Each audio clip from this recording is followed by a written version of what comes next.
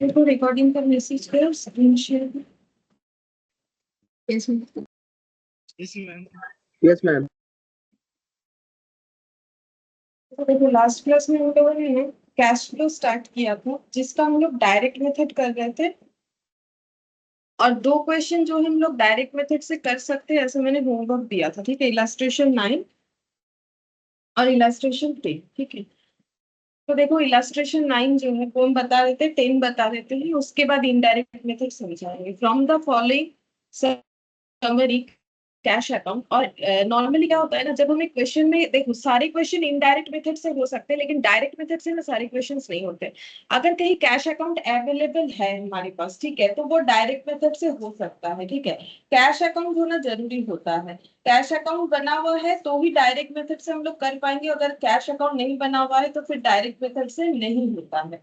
अच्छा, अब देखो यहाँ पर बोला है कि समरी दिया है कैश अकाउंट का, कैश फ्लो स्टेटमेंट, पूरा कैश फ्लो स्टेटमेंट बनाने बोला है। AS3 रिवाइज्ड, AS3 मैंने लास्ट क्लास में बता दिया था डायरेक्ट मेथड। अब क्वेश्चन अगर खुद बोले कि डायरेक्ट मेथड में करो तो डायरेक्ट मेथड से ही करना है।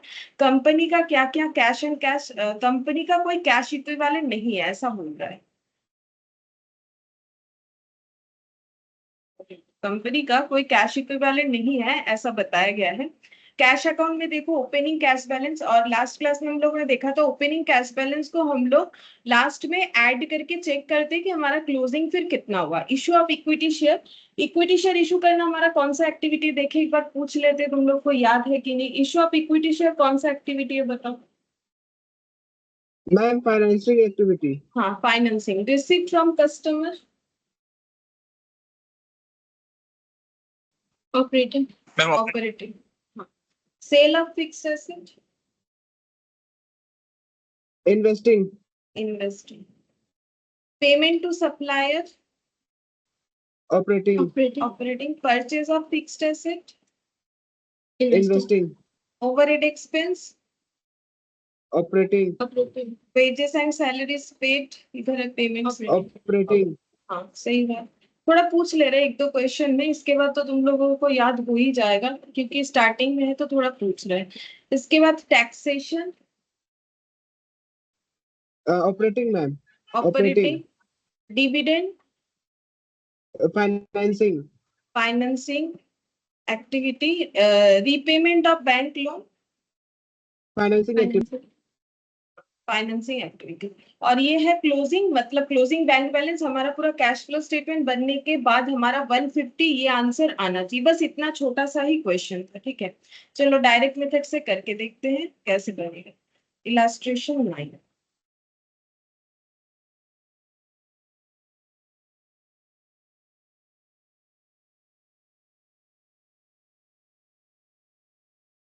इलास्ट्रेशन हम CFS लिख रहे हैं। तुम लोग जब भी एग्जाम में करोगे पूरा लिखना जरूरी है। कैश फ्लो स्टेटमेंट हम थोड़ा शॉर्टकट यूज करेंगे, ताकि क्योंकि मैक्सिमम क्वेश्चन हम लोग कर पाए, क्योंकि हम सारा करवाते हैं तो मुझे टाइम लग जाता है, इसीलिए हम इस तरीके से करें। ईयर एंडेड तुम लोग भी कर सकते हो मेरे साथ, स्पीड के लिए, नहीं तो फिर छूट जाता है। तुम लोग भी कर सकते हो, लेकिन एग्जाम में नहीं करना, ये याद रखो। फिर यहाँ पर हम लोग 2001 लिख देंगे, ठीक है।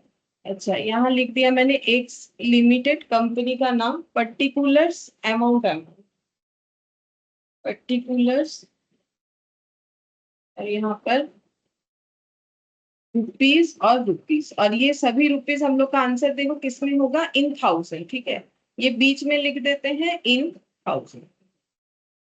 सबसे पहले हमें लिखना पड़ता है cash flow from operating activity, तो हम CFOA लिख रहे हैं, पूरा नहीं लिखेंगे हम, ठीक है। आज पूरा नहीं लिखेंगे, क्योंकि पहले दिन मैंने ना पूरा पूरा लिख के दिखा दिया था, आज और नहीं लिख रहे हैं, ताकि हम लोग ज्यादा क्वेश्चन कर पाए, ठीक है। फिर इसके बाद देखो यहाँ पर ऑपरेटिंग एक्टिविटी में हम लोग का क्या क्या आ जाएगा, और देखो क्या ऑपरेटिंग एक्टिविटी में क्या क्या आएगा। सबसे पहले इशू ऑफ इक्विटी शेयर, ये तो फाइनेंसिंग में चला जाएगा, तो सारे बना लेते हैं यहाँ पर हम लोग का। हाँ, इतने में हो जाएगा cash flow from operating activity. उसके बाद यहाँ पर बना लेते हैं थोड़ा सा नीचे, कैश फ्लो फ्रॉम इन्वेस्टिंग, अगर थोड़ा जगह मुझे ज्यादा चाहिएगा तो cash flow from financing activity, ठीक है, ये बन गया। अच्छा, इशू ऑफ इक्विटी शेयर मुझे सबसे पहले मिला, तो इसको हम यहाँ पर लिखेंगे, इशू ऑफ इक्विटी शेयर। अब बोलो ये पॉजिटिव में दिखाना चाहिए कि नेगेटिव में, ये भी बता दो एक बार साथ ही साथ। Issue of equity share positive में दिखाए कि नेगेटिव में दिखाए? पॉजिटिव। मैम पॉजिटिव है। पॉजिटिव होगा क्योंकि हमारे पास पैसा आता है शेयर इशू करने से, तो पॉजिटिव होगा। ठीक है। रिसीट फ्रॉम कस्टमर, यहाँ पर आ जाए, ये तो पता ही है, ये तो पैसा आ रहा है, ये तुम लोगों को नॉलेज होता है। Receipt from customer, receipt from customer, receipt from customer ये हम लोग का है 2800। इसके बाद देखो सेल ऑफ फिक्स्ड एसेट, ये इन्वेस्टिंग वाले में लिखेंगे sale of fixed asset, sale of fixed asset, ये मैंने ना शॉर्ट में लिख दिया है फिक्स्ड एसेट को 100,000। अच्छा, सेल ऑफ फिक्स्ड एसेट इधर देख लेते हैं, payment to supplier, purchase of fixed asset, यहाँ लिख दे परचेज ऑफ फिक्स्ड एसेट, फिर पेमेंट लिखेंगे परचेज ऑफ फिक्स्ड एसेट, ये नेगेटिव में लिखना। परचेज करने से कैश का आउटफ्लो होता है, तो परचेज ऑफ फिक्स्ड एसेट 200। अब ये इधर लिख लेते हैं, तुम लोग लाइन बाय लाइन लिख सकते हो, हम थोड़ा आगे पीछे इसलिए लिख रहे हैं क्योंकि मुझे पेज उधर उधर करना है ना, इसीलिए। पेमेंट टू सप्लायर ये यहाँ पर आ जाए, पेमेंट टू सप्लायर क्योंकि ऑपरेटिंग है, पेमेंट करेंगे तो नेगेटिव में दिखेगा। पेमेंट टू सप्लायर है हम लोग का 2000। अच्छा, इसके बाद ओवरहेड एक्सपेंसेस, ये भी यहाँ आएगा, वेजेस भी यहाँ पर आ जाएगा। Overhead expenses, wages, overhead expenses, wages and salaries, wages and salaries। Overhead हम लोगों का 200 और वेजेस सैलरीज ये भी हम लोग का, नहीं ये 100। ठीक है। अच्छा, ये बन गया, बस अब नीचे का लिखने से कंप्लीट हो जाएगा। टैक्सेशन वो लास्ट में लिखेंगे, ये पूरा बनने के बाद। तो यहाँ पर ये ऐड हो जाएगा, ऐड होके जो आंसर आता है उसको हम लोग बोलते हैं cash generated from operation, cash generated from operation। यहाँ पर देखो कितना हो जाएगा, 2000 से ये माइनस हो गया, 800 नेगेटिव और 200 सॉरी 800 पॉजिटिव, और ये 300 लेस होके हो जाएगा हम लोग का 500। ठीक है। ये कैश इतना जनरेट हुआ है ऑपरेटिंग एक्टिविटी से। अब इससे ही हम लोग इनकम टैक्स पे करेंगे, तो यहाँ पर लिख देते हैं, जगह है मेरे पास, less income tax paid, income tax paid, क्योंकि ये कैश अकाउंट है तो ये पेमेंट अमाउंट ही है, तो ये लिख देंगे डायरेक्टली 250, ये कोई प्रोविजन वगैरह है नहीं। ठीक है। 250, फिर ये लेस होके हम लोग का जो आएगा 500 से 250 लेस होके हम लोग का 250 आ जाएगा। ठीक है। इस अमाउंट को हम लोग बोलते हैं net cash generated from operating activity, मैंने ओ ए लिखा है सिर्फ। ठीक है।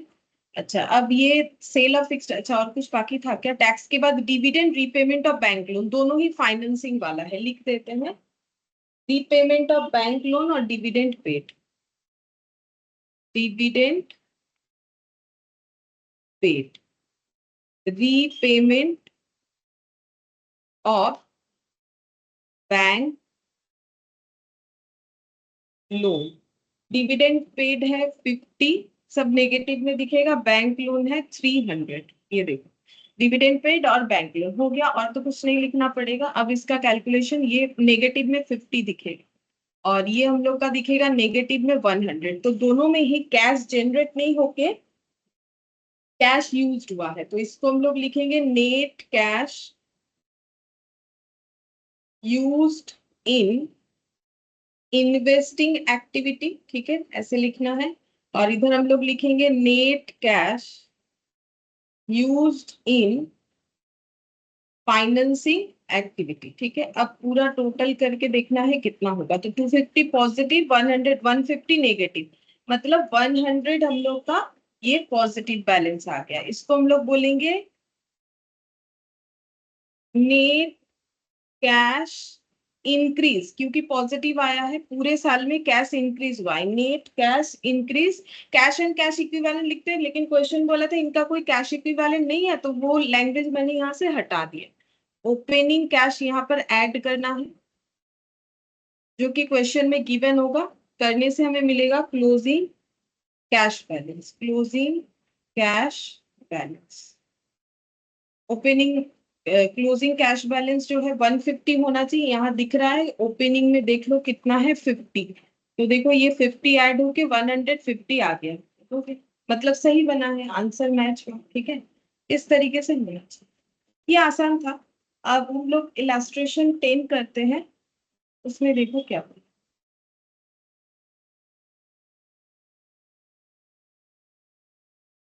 यहाँ पर बोल रहा है कि ये देखो पूरा एक बैलेंस शीट दिया है, यहाँ पर बोल रहा है given below are the relevant extract of the balance sheet. Balance sheet का एक्सट्रैक्ट है, मतलब पूरा बैलेंस शीट नहीं है, वो देखने से ही पता चलेगा। देखो अभी दिखाते हैं। एंड स्टेटमेंट ऑफ पीएल, और पीएल का एक स्टेटमेंट बना हुआ है, मतलब कंपनी अकाउंट्स में पीएल हो, बैलेंस शीट हो, ये सब कभी टी शेप में नहीं बनता है। सिर्फ और सिर्फ जो है सोल प्रोप्राइटर और पार्टनरशिप के लिए टी शेप चलता है, और एनपीओ के लिए भी चलता है, ठीक है, लेकिन कंपनी अकाउंट्स के लिए बिल्कुल नहीं चलता है। उसका यही फॉर्मेट होता है, और सभी कोई, मुझे लगता है किसी को ओल्ड फॉर्मेट पता नहीं होगा, ठीक है, वो बहुत पहले का बात है। तो ये सभी को पता होगा, क्योंकि सभी ने स्कूल में कॉलेज में यही वाला फॉर्मेट किया होगा।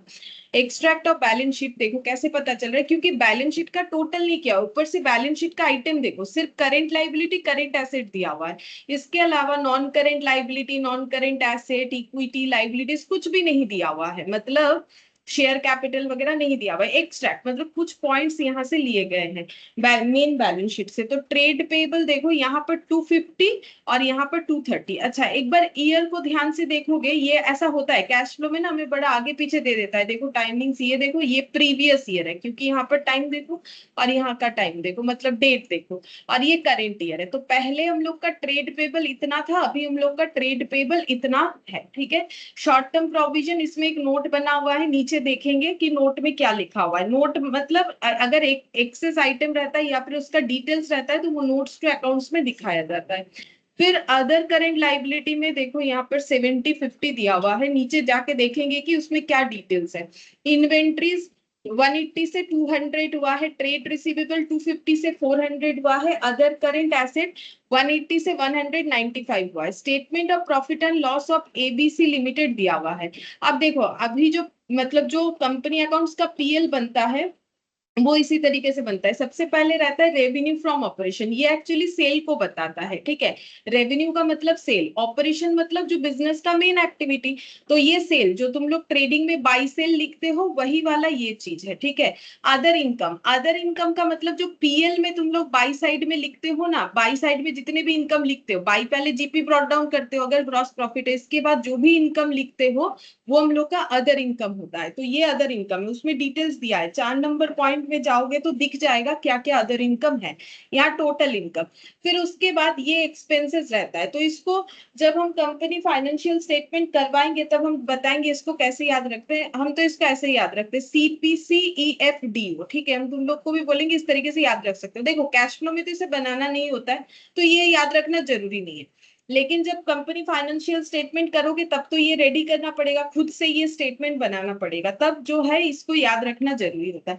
तो एक्चुअली ये देखो, P फॉर होता है purchase of stock in trade, ठीक है। C फॉर होता है चेंजेस इन इन्वेंट्री, ठीक है। E फॉर होता है इम्प्लॉय बेनिफिट एक्सपेंस। F होता है यहाँ पर फाइनेंस कॉस्ट, ठीक है। EFD हम पहले F लिखते हैं, इसी सीक्वेंस में मैंने याद रखने का कोशिश किया है। और D जो है वो होता है डिप्रिशिएशन एंड एमोटाइजेशन बोल के पॉइंट होता है। यहाँ सिर्फ डिप्रिशिएशन लिखा है, डिप्रिशिएशन एमोटाइजेशन में फर्क इतना ही है। एमोटाइजेशन फॉर इंटेंजिबल एसेट का डिप्रिशिएशन, और डिप्रिशिएशन जो है टेंजिबल फिक्स्ड एसेट का। तो लैंग्वेज उस तरीके से यूज होता है। O for other expenses. तब ये C जो है ये क्यों रह गया, क्योंकि ये जो C है इसका मतलब होता है कंजम्पशन ऑफ रॉ मटेरियल। अब ये तो तब आएगा ना अगर कोई मैन्युफैक्चरर है। अगर ये पॉइंट किसी ने नहीं लिखा है अपने एक्सपेंसेस में, मतलब वो मैन्युफैक्चरर है नहीं, क्योंकि इसका पूरा फॉर्म होता है कंजम्पशन ऑफ रॉ मटेरियल, ठीक है। वो यहाँ नहीं दिख रहा है, इसका मतलब इससे कंफर्म होता है कि ये जो कंपनी है ये मैन्युफैक्चरर नहीं है, ये सिर्फ ट्रेडर है, स्टॉक परचेज करती है फिर उसे बेच देती है। अब देखो यहाँ पर सारे डेटा जो है वो दिए हुए हम लोग को। Purchase of stock in trade दिया हुआ कितना लिया गया था। चेंजेस इन इन्वेंट्री का मतलब यही जो ट्रेडिंग में तुम लोग लिखते हो ना ओपनिंग स्टॉक, और इधर लिखते हो क्लोजिंग स्टॉक, ठीक है, इधर लिखते हो ओपनिंग स्टॉक क्लोजिंग स्टॉक, इन दोनों का डिफरेंस जो ये नेगेटिव में दिखा रहा है, ठीक है। फिर एम्प्लॉय बेनिफिट एक्सपेंसेस मतलब एम्प्लॉय रिलेटेड जो भी खर्चा होता है जैसे कि वेजेस, सैलरीज, ठीक है, ये सारे खर्चे यहाँ पर आ जाएंगे। बोनस वगैरह, ठीक है, एम्प्लॉय को दिया गया बोनस। डेप्रिसिएशन का एक्सपेंसेस जो डेप्रिसिएशन लगाते हो फिक्स्ड एसेट वगैरह पे। फाइनेंस कॉस्ट का मतलब इंटरेस्ट वगैरह दिए, यहाँ 5th नंबर पॉइंट में मिल भी जाएगा इन्होंने क्या लिया है। और अदर एक्सपेंसेस मतलब ऐसे एक्सपेंसेस जो यहाँ नहीं आएंगे वो यहाँ आएंगे, जैसे कि मान लो रेंट हो गया, इलेक्ट्रिसिटी, प्रिंटिंग, पोस्टेज, इस तरीके का खर्चा जो यहाँ पर नहीं आता है वो अदर एक्सपेंसेस बोल के आता है। फिर देखो टोटल कर दिया है, टोटल एक्सपेंस यहाँ से यहाँ तक का टोटल कर दिया।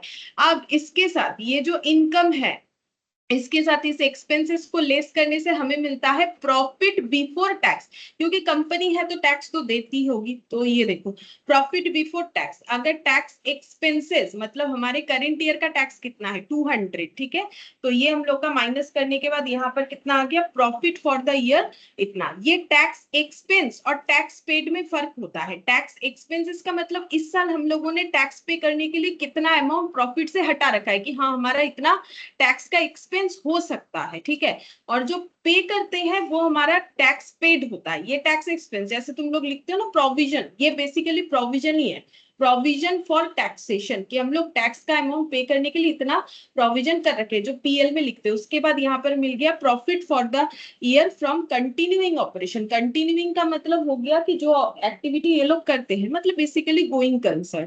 फिर देखो बैलेंस, अब देखो फिर क्या होता है कंपनी में एप्रोप्रिएशन होता है, ठीक है। जैसे पार्टनरशिप में तुम लोग देखे होंगे पीएल के बाद पीएल एप्रोप्रिएशन बनता है, जहां पर पार्टनर लोगों को स्पेसिफिकली कुछ पेमेंट करना है या उनसे कुछ लेना है तो उसका डिटेल्स होता है। अगर तुम लोग को याद है जैसे कि देखो पीएल एप्रोप्रिएशन में salary to partner, commission to partner, interest on capital to partner, drawings का इंटरेस्ट उनसे लिया जाता है। तो एप्रोप्रिएशन का मतलब है कि ऑर्गेनाइजेशन के अंदर जो है मेन, ठीक है, उनको जो पेमेंट करते हैं या फिर हमारे प्रॉफिट को जो हम जरूरत पे डिस्ट्रीब्यूट करते हैं वो। जैसे कि देखो ऑर्गेनाइजेशन के लोगों डिविडेंड पेड किया जाता है, जैसे कि मान लो share holder, equity share holder, preference share holder, ठीक है, इनको जो डिविडेंड पे किया जाता है उसको बोलते हैं एप्रोप्रिएशन ऑफ प्रॉफिट, प्रॉफिट का डिस्ट्रीब्यूशन बोलते हैं, ठीक है। ये बाहर के लोग नहीं है कि उनको हम लोग पे करें, यहाँ पर जो भी खर्चा है आउटसाइडर पेमेंट है, और यहाँ पर जो है ये प्रॉफिट का डिस्ट्रीब्यूशन है कि प्रेफरेंस शेयर होल्डर जैसे तुम लोग एफएम जो भी करते हो मैक्सिमम लोग करते हो, ये देखो ईबीआईटी होता है earning before interest and tax, यहाँ से सबसे पहले क्या देते हैं इंटरेस्ट दे देते हैं तो क्या बचता है ईबीटी अर्निंग बिफोर टैक्स, यहाँ से टैक्स दे देते हो तो क्या आता है प्रॉफिट आफ्टर टैक्स, ठीक है, ये वही वाला है प्रॉफिट आफ्टर टैक्स। फिर यहां से हम लोग क्या देते हैं प्रेफरेंस शेयर होल्डर को डिविडेंड देते हैं क्योंकि उनका हक पहला होता है राइट्स, ठीक है। उसके बाद कुछ बचता है तो available for equity share holder होता है। तो यहाँ पर वही बात है कि प्रॉफिट का जो हिस्सा बच गया equity share holder preference share holder का एज ए डिविडेंड जाएगा। उसके बाद भी कुछ बच जाता है तो हम लोग अपना जनरल रिजर्व में रख सकते हैं। कंपनी रिजर्व क्यों बनाती है, फ्यूचर में कुछ पेमेंट करना हो तो वहां से पैसा ले सकते हैं। ऐसा तुम लोग भी सेविंग्स करते होगे, ठीक है, तुम लोग को अगर कोई पॉकेट मनी मिलता है कुछ भी किसी भी तरीके से, या घर पे पेरेंट्स भी जो है सेविंग्स करते होंगे कि ये पैसा इस जगह पे बचा के रखते हैं काम आएगा, ठीक है, तो वही रिजर्व हो गया।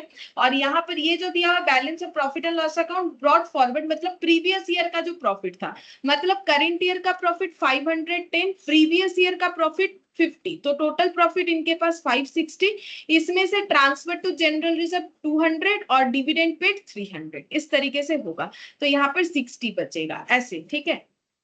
अच्छा अब देखो नेक्स्ट यहाँ पर क्या दिया है, बोल रहा है notes to accounts. Notes to accounts कौन सा है ये देखो, यहाँ पर जितने सारे 1 2 3 4 करके नोट्स लगे थे, जैसे कि फर्स्ट नोट यहाँ पर लगा था शॉर्ट टर्म प्रोविजन, फिर अदर करेंट लाइबिलिटीज, ये देखो शॉर्ट टर्म प्रोविजन, ये देखो प्रोविजन फॉर टैक्स, फिर अदर करेंट लाइबिलिटीज में ये देखो आउटस्टैंडिंग वेजेस है, आउटस्टैंडिंग एक्सपेंसेस है, जो तुम लोग पीएल में लिखते हो ना to outstanding wages to outstanding expense, उसी को लिखने का तरीका यहाँ पर ऐसे होता है, अदर करेंट लाइबिलिटीज में आ जाएगा, ठीक है। यहाँ पर वो पीएल में जो लिखते हो उसको हम लोग करेंट बैलेंस शीट में भी तो दिखाते हैं ना, जैसे तुम लोग फाइनल अकाउंट्स करते हो तो इसका 2 जगह पे ट्रीटमेंट आता है। फिर अदर करेंट एसेट में एडवांस टैक्स है, अदर इनकम में इंटरेस्ट एंड डिविडेंड है, और ये देखो ये पीएल का नोट था, ये स्टेटमेंट ऑफ पीएल का नोट था, ये भी स्टेटमेंट ऑफ पीएल का नोट था, और यहां से लेके यहां तक बैलेंस शीट का नोट था, जहां शॉर्ट टर्म प्रोविजन का नोट नंबर 1 में ये दिखा हमें, अदर करेंट लाइबिलिटीज में ये दिखा, अदर करेंट एसेट में ये दिखा, और जो हम लोग का other income interest and dividend दिख रहा है अदर इनकम में, जो तुम लोग पीएल के बाई साइड में लिखते हो फाइनेंस कॉस्ट में इंटरेस्ट दिख रहा है। ठीक है, मैंने बोला ना फाइनेंस कॉस्ट मतलब interest, interest on loan, interest on debenture, इस तरीके का चीज होता है।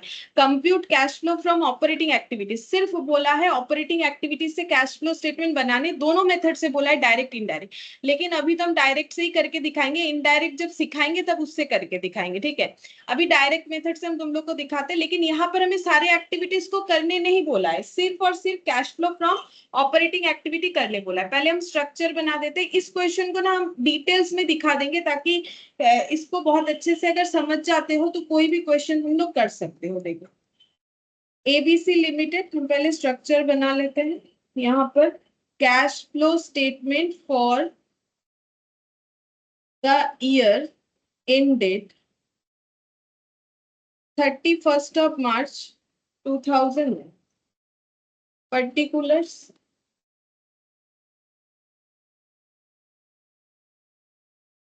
रुपीस और रुपीस। ठीक है, ये इन लैख दिया हुआ है, देखो क्वेश्चन में दिया हुआ है कि ये जो भी डेटा है इन लैख में है। सबसे पहले हम लोग को एक ही एक्टिविटी बना के दिखाने के लिए बोला गया है, cash flow from operating activity. ठीक है, इसमें जो भी आएगा वो में लिखना है, तो ज्यादा कुछ नहीं आएगा। ठीक है, ये लगभग इतना जगह छोड़ोगे तो हो जाएगा। ठीक है,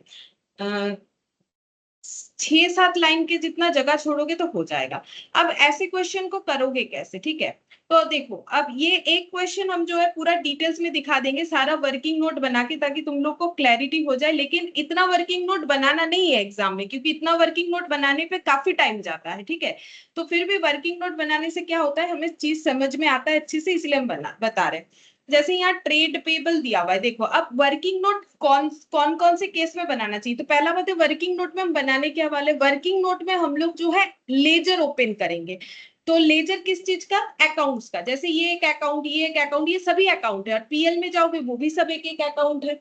तो क्योंकि यहाँ पर जो हम लोग का जिसमें भी चेंजेस हुआ है अमाउंट में, जैसे देखो ट्रेड पेबल 230 लाख से 250 लाख हुआ है। अब अगर किसी चीज में ट्रांजैक्शंस नहीं होता है तो उसका वैल्यू कभी अप या डाउन नहीं होगा, जैसे इसका वैल्यू बढ़ गया है। तो मुझे तुम लोग इतना बता सकते हो कि ट्रेड पेबल 230 से 250 लाख कब हो सकता है? नॉर्मल सा बात पूछे हैं कि अगर ट्रेड पेबल हमारा 230 से 250, जब परचेस करते हैं तब, जब परचेस करते हैं तब, सही बात है। ठीक है, हाँ हाँ परचेस करते हो तब। लेकिन हम यहाँ पर तुम लोग को एक बार अकाउंट बना के दिखाएंगे, सिर्फ यही वाले क्वेश्चन में दिखाएंगे, और बाकी क्वेश्चन में जो नेसेसरी अकाउंट होगा वही दिखाएंगे। यहाँ पर हम छोटा बड़ा सारा अकाउंट दिखा देंगे ताकि तुम लोग को क्लैरिटी हो जाए। अब ट्रेड पेबल में जब बैलेंस हम लेजर में लिखेंगे तो बोलो 230 किधर लिखे, 250 किधर लिखे? ये प्रीवियस ईयर वाला है, ये ध्यान रखना है तुम लोग को। इधर वाला जो है करेंट ईयर दिया है, उल्टा दिया हुआ है। ठीक है, तो मुझे बोलो 230 कहाँ लिखे, 250 कहाँ लिखे, बताओ।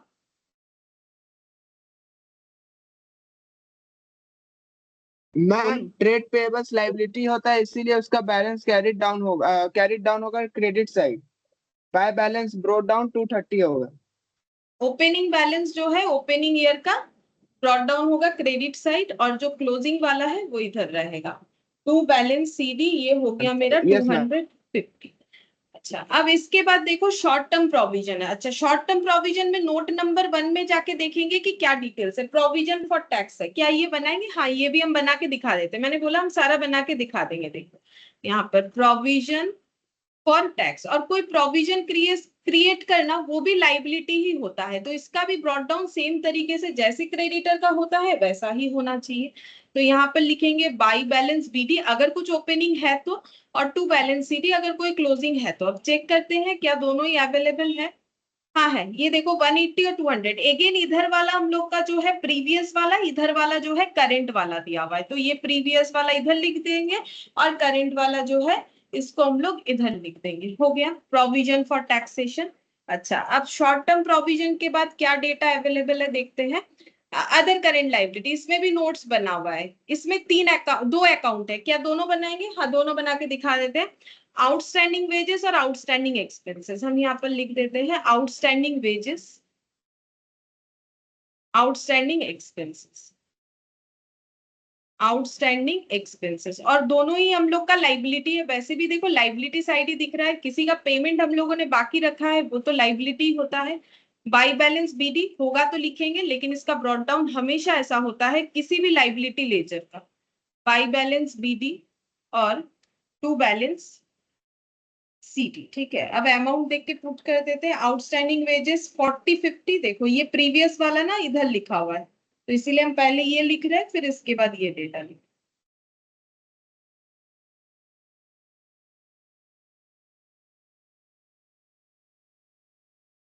अच्छा, इसके बाद देखो आउटस्टैंडिंग एक्सपेंसेस 10 और 20। ठीक है, तो यहाँ पर 10 लिखो, यहाँ पर 20 लिखो, हो गया। अभी देखो कुछ नहीं कर रहे, सिर्फ लेजर पुट कर रहे। तुम लोगों से पूछेंगे कि इसमें पोस्ट कैसे करेंगे।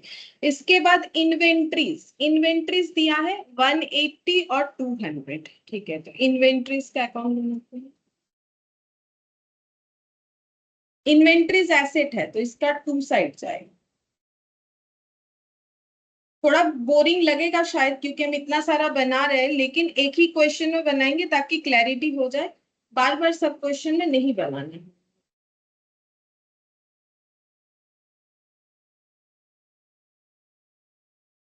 वन 180 और 200। अच्छा, इन्वेंट्री के बाद ट्रेड रिसीवेबल, सेम तरीके से ट्रीटमेंट होगा, ये भी एसेट है।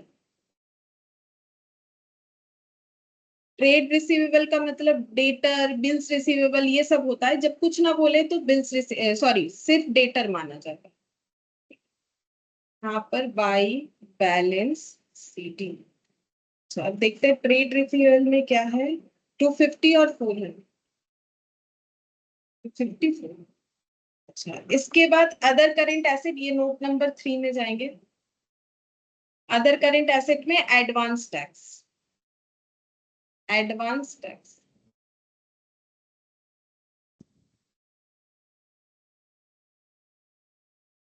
टू बैलेंस बीटी,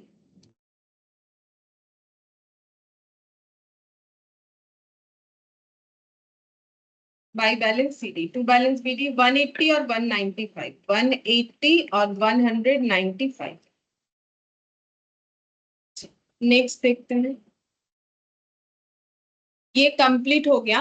अब यहाँ पर है रेवेन्यू फ्रॉम ऑपरेशन, मतलब ये सेल है, तो सेल किसको रिलेट करेगा ये बताओ। सेल किसको रिलेट करेगा?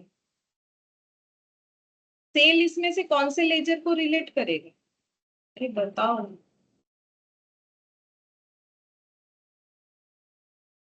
ये भगवान, सेल किसको करते हैं, इसका नाम क्या होगा? इन्वेंटरी। हाँ, इन्वेंट्री से तो होगा ही, और सेल किसको करते हैं?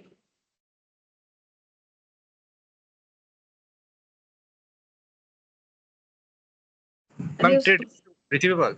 हाँ, debtor, debtor trade receivable. Sale जिसको करते हैं उसका नाम क्या है? डेटर है ना। तो ये देखो सेल किया है 4150। अब क्वेश्चन में नहीं बोला है कि क्रेडिट की कैश सेल, तो फिर हम लोग मानेंगे कि ये क्रेडिट सेल है। तो बोलो डेटर में ये सेल का अमाउंट कैसे लिखोगे? सेल करने से पहला एंट्री क्या होता है? डेटर टू सेल होता है। उसके बाद इस सेल को कहाँ ट्रांसफर करते हो? ट्रेडिंग में। तब लिखते क्या हो? Sale to trading. ठीक है, ऐसे लिख देते हो, तो बाई सेल हो जाता है ट्रेडिंग में जाके, और ये डेटर टू सेल होता है। ठीक है, तो अब मेरे पास डेटर अकाउंट में मुझे सेल का अमाउंट पता है 4150, तो मुझे क्या लिखना चाहिए? Debtor to sale. तो यहाँ पर हम लोग क्या लिखेंगे? टू सेल्स, टू सेल्स बोल के यहाँ पर हो गया हम लोग का 4150। ठीक है। अच्छा, अब नेक्स्ट देखो यहाँ पर इसके बाद क्या बोला है? Other income. चलो अदर इनकम में चलते हैं, 4th नंबर में जाओ। ये देखो अदर इनकम में इंटरेस्ट एंड डिविडेंड 100 है, इधर 0 है। ठीक है, तो इसका हम एक अकाउंट बना लेते हैं, interest and dividend, interest and dividend. तो इंटरेस्ट एंड डिविडेंड का जो ये बैलेंस है मुझे किधर लिखना चाहिए? इंटरेस्ट एंड डिविडेंड बोला है कि 100, तो ये एंट्री क्या हुआ होगा? मुझे एक चीज बोलो कि ये स्टेटमेंट छोड़ो, तुम लोग जो पीएल सीखते हो उसको याद करो। अदर इनकम में इंटरेस्ट एंड डिविडेंड पीएल के किधर लिखते हो? क्रेडिट साइड ऐसे लिखोगे ना, बाय इंटरेस्ट एंड डिविडेंड, तो एंट्री क्या हुआ? इंटरेस्ट एंड, हाँ बोलो। मैम मतलब हाँ क्रेडिट साइड लिखते हैं, interest and dividend account debit to profit and loss account. हाँ, तो फिर यहाँ पर क्या लिखेंगे? Interest and dividend account debit to क्या लिखेंगे? Profit and loss account. इसको यहाँ पर प्रॉफिट पीएल। लॉस नहीं बोल के हाँ स्टेटमेंट ऑफ पीएल बोला जाता है, ठीक है। इसको एसपीएल लिखेंगे यस क्योंकि मैम। इसको हाँ स्टेटमेंट ऑफ पीएल बोलेंगे। ये हो गया 100, ठीक है। अब सोचोगे कि फिर मैंने सेल्स का क्यों नहीं बनाया? बना सकते हो सेल्स के लिए भी। सेल्स के लिए अगर बनाओगे तो देखो हम दिखा देते हैं, इतना सारा बनाएंगे तो वो और ज्यादा टाइम जाएगा, उतना नेसेसरी नहीं है। ये देखो सेल्स का बनाओगे तो बाई ट्रेड रिसीवेबल या डेटर लिखोगे 4150, ठीक है। फिर उसको क्लोज करोगे टू ट्रेडिंग बोल के, मतलब यहाँ ट्रेडिंग तो आएगा नहीं क्योंकि कंपनी अकाउंट्स ना ट्रेडिंग पीएल नहीं बनाता है, वो पूरा कंबाइनली एसपीएल बनाता है जिसमें इंक्लूडिंग ट्रेडिंग है, तो ये 4150 हो जाएगा। अगर चाहो तो इसको भी बना सकते हो, देखो मैंने यहाँ बना दिया, तुम लोग चाहो तो इसको भी बना सकते हो। ये हम इसीलिए नहीं बना रहे क्योंकि मुझे ना सिर्फ कैश का इनफ्लो आउटफ्लो चाहिए, तो ये चीज मेरे कैश इनफ्लो को रिलेट नहीं कर रहा है तो मैंने नहीं बनाया। बाकी अगर देखो नॉलेज के लिए बनाना चाहते हो बना लो, हम एक ही क्वेश्चन में डिटेल्स में दिखाएंगे, तो ये ऐसे करके बनेगा अगर बनाना चाहते हो, ठीक है। अच्छा अब फिर देखो यहाँ पर नेक्स्ट हम लोग आते हैं। अच्छा फिर ये देखो यहाँ पर हम लोग का आ गया purchase of stock in trade 2400। बोलो ये कहाँ लिखना चाहिए? Purchase of stock in trade किसको रिलेट करेगा? तो जब परचेज करते हो तो फर्स्ट एंट्री क्या करते हो? बोलो, ये सब 11 में हम लोग बेसिक एंट्री यही सीखते हैं, इंट्रोडक्शन। हाँ बोलो। मैम ट्रेड पेबल और इन्वेंटरी। हाँ ट्रेड पेबल और इन्वेंट्री। एंट्री क्या होता है परचेस करने से? Purchase to, creditors. हाँ तो क्रेडिटर में लिखेंगे बाय परचेस, बाय परचेस, ठीक है। बाय परचेस बोल के हम लोग 2400 लिख देंगे, ठीक है। इसमें ट्रेड पेबल में मैंने लिख दिया बाय परचेस 2400। अच्छा अब यहाँ पर नेक्स्ट देखो बोला है चेंजेस इन इन्वेंट्री, देखो 20, ये कैसे आया है पता है? हम दिखा देते हैं, इसको पोस्ट करने का जरूरत नहीं, ऑलरेडी पोस्ट हो चुका है। ये देखो 180 और 200 का डिफरेंस -20 वो दिख रहा है। एक्चुअली चेंज इन इन्वेंट्री कैसे निकाला जाता है? ओपनिंग माइनस क्लोजिंग स्टॉक करके, ये जो है ना, ये जो है ये निकाला जाता है ओपनिंग माइनस क्लोजिंग स्टॉक करके, ठीक है। तो ओपनिंग देखो 180 है, क्लोजिंग 200 है, इसीलिए ये दिख रहा है। इसको और पोस्ट करने का क्यों नहीं जरूरत है? क्योंकि ऑलरेडी जब हम लोग वहां पर डेटा देख के पुट किए थे तब ये यहाँ पर पोस्ट हो चुका है, तो इसको और दोबारा करने का जरूरत नहीं। इम्प्लॉय बेनिफिट एक्सपेंसेस मतलब वेजेस रिलेटेड बात हो गया, ठीक है। तो हम लोगों का ना एक आउटस्टैंडिंग वेजेस था, ये देखो आउटस्टैंडिंग वेजेस अकाउंट बनाया था, तो इम्प्लॉय को हम लोग यहाँ पर भी लिख सकते हैं जो पेमेंट किया। तो आउटस्टैंडिंग वेजेस इतना है, मतलब एम्प्लॉय को पेमेंट नहीं किया है प्रीवियसली इतना, और करेंट ईयर में इतना आउटस्टैंडिंग दिख रहा है, लेकिन ये अमाउंट हम लोग का पीएल में आया हुआ है, मतलब ड्यूरिंग द ईयर का खर्चा है, मतलब 800 ड्यूरिंग द ईयर का खर्चा है। अब इसमें पेबल पेड कुछ भी आ सकता है क्योंकि पीएल जो है वो कैसे बनता है? एक्रूअल बेसिस पे, ठीक है। तो ये वाला एंट्री जो है तुम लोग सोचो, ये एंट्री तुम लोग कैसे लिखते होगे पीएल में? तुम लोग ऐसे लिखते होगे, अगर वेजेस सैलरी है तो ऐसे लिखते होगे, और अगर वेजेस है तो फिर ट्रेडिंग में लिखते होगे टू वेजेस बोल के। लेकिन हमें यहाँ पर ना नाम दिया जाता है सिर्फ एम्प्लॉय बेनिफिट, और इसका कोई बाइफर्केशन भी नहीं दिया है कि वेजेस है कि सैलरी। लेकिन कंपनी अकाउंट्स में वो सरदर्द है ही नहीं हमारा, क्योंकि हमारा तो एसपीएल बनता है इंक्लूडिंग ट्रेडिंग पीएल। तो इसीलिए हम लोग को यहाँ पर अगर एसपीएल का ऐसा लेजर बनाए तो हम लोग उसमें क्या लिखेंगे? टू एम्प्लॉय बेनिफिट एक्सपेंसेस, ठीक है। तो इसका मतलब इसका पोस्टिंग जो आउटस्टैंडिंग वेजेस है उसमें कैसे लिखोगे बताओ? आउटस्टैंडिंग वेजेस में फिर इसको कैसे दिखाओगे 800 को? बोलो, आउटस्टैंडिंग वेजेस में कैसे दिखाओगे इसको? जो वेजेस पे हुआ उसका दो एंट्री नहीं होता है, पहले होता है वेजेस टू कैश जो पे हुआ, ठीक है। फिर पीएल अकाउंट डेबिट टू क्या हो जाता है? वेजेस, ठीक है। PL account debit to wages. अब मान लो जो पे किया तो वो कैश हो गया, जो नहीं पे किया वो आउटस्टैंडिंग वेजेस हो गया, और वो भी हो जाता है पीएल टू आउटस्टैंडिंग वेजेस, ठीक है। अब हमें तो नहीं पता कि ये पेमेंट कितना है, इसमें आउटस्टैंडिंग कितना है, ड्यूरिंग द ईयर का इतना है, लेकिन होगा तो दोनों केस में ही पीएल में जाएगा। तो यहाँ पर क्या लिखोगे? वेजेस या आउटस्टैंडिंग वेजेस, जो भी अकाउंट हम लोग फॉलो कर रहे हैं यहाँ पर इसको कैसे लिखेंगे फिर? बोलो ये चीज जो है एनपीओ जिन्होंने किया है पहले, ठीक है, एनपीओ में भी ऐसा लेजर हम करवाते हैं, बोलो क्या लिखोगे? By PL, PL by PL लिखोगे, वेजेस का जो पेमेंट है बाई पीएल बोल के लिखोगे 800। सेम वही कंसेप्ट जैसे तुम लोग यहाँ पर लिख रहे हो, ये देखो यहाँ पर टू सेल्स लिखा, ठीक है, यहाँ पर जैसे लिखा, तो यहाँ पर हम लोग का क्या आ जाएगा? आउटस्टैंडिंग वेजेस, ये जो है जो पेमेंट किया है वो पीएल में आता है, तो मैंने यहाँ पर लिखवा दिया बाई पीएल, ठीक है। अच्छा, अब नेक्स्ट देखो यहाँ पर बोला है डेप्रिशिएशन, डेप्रिशिएशन 100 बोला है, तो डेप्रिशिएशन जो है वो तो फिक्स्ड एसेट से रिलेटेड होता है, ठीक है। चलो डेप्रिशिएशन का भी एक अकाउंट ओपन करके हम दिखा देते हैं, इसलिए हम दिखा देते हैं अकाउंट ओपन करके, क्योंकि कभी कभी तुम लोग भूल जाते हो। तो डेप्रिशिएशन का सबसे पहला एंट्री क्या होगा? ये जो डेप्रिशिएशन का दिख रहा है इसको कैसे पोस्ट करोगे? बोलो ये तो पीएल में दिख रहा है, इस पीएल में तो क्या होता है? डेप्रिशिएशन का दो एंट्री होता है, fixed asset to sorry depreciation to fixed asset, उसके बाद क्या होता है? ये डेप्रिशिएशन अकाउंट जब करते हो तभी सिखाया जाता है, डेप्रिशिएशन टू फिक्स्ड एसेट फिर पीएल टू डेप्रिशिएशन। तो यहाँ पीएल नहीं है तो एसपीएल लिखेंगे, ठीक है।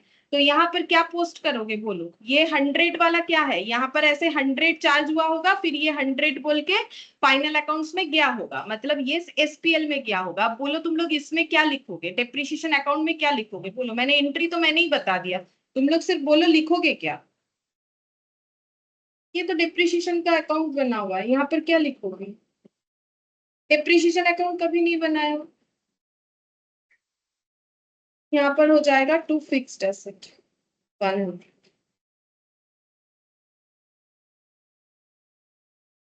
डेप्रिशिएशन के बाद है फाइनेंस कॉस्ट, फाइनेंस कॉस्ट में है इंटरेस्ट, ये देखो, और अदर एक्सपेंसेस है। फाइनेंस कॉस्ट में है इंटरेस्ट, तो इंटरेस्ट तो पेमेंट हो रहा है ना, क्योंकि वो एक्सपेंस साइड में लिखा हुआ है।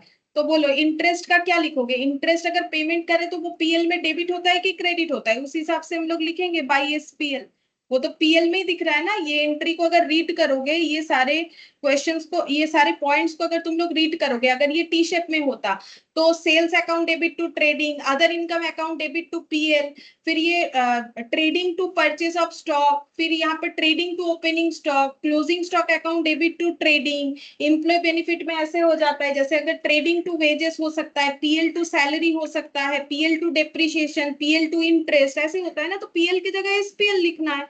तो इंटरेस्ट का अमाउंट हम लोग को 60 बोला है, ठीक है। अच्छा, अब यहाँ पर ये इंटरेस्ट मैंने दिखा दिया पीएल से जो मैंने कलेक्ट किया, और बाकी देखते हैं इधर क्या लिखा हुआ है। अदर एक्सपेंसेस 200, ठीक है, अदर एक्सपेंसेस हम लोग का 200 दिया हुआ है, तो यहाँ लिख देते हैं अदर एक्सपेंसेस, अदर एक्सपेंसेस 200। उसको भी कैसे दिखाएंगे? क्योंकि लेजर कौन सा है मेरा, भले ही स्टेटमेंट फॉर्मेट में है तो पीएल वाला ही, तो बाई एसपीएल। यहाँ पर अदर एक्सपेंसेस है 200 लिख दिया मैंने, ठीक है। अच्छा, और देखते हैं और क्या है यहाँ पर। उसके बाद प्रॉफिट बिफोर टैक्स, वो तो लेस करके आया। टैक्स एक्सपेंसेस में करंट टैक्स दिया हुआ है, बैलेंस जो है पहले से था। जनरल रिजर्व, जनरल रिजर्व का भी बना के दिखा देते हैं कैसे बनता है, और डिविडेंड पेड भी दिखा देते हैं।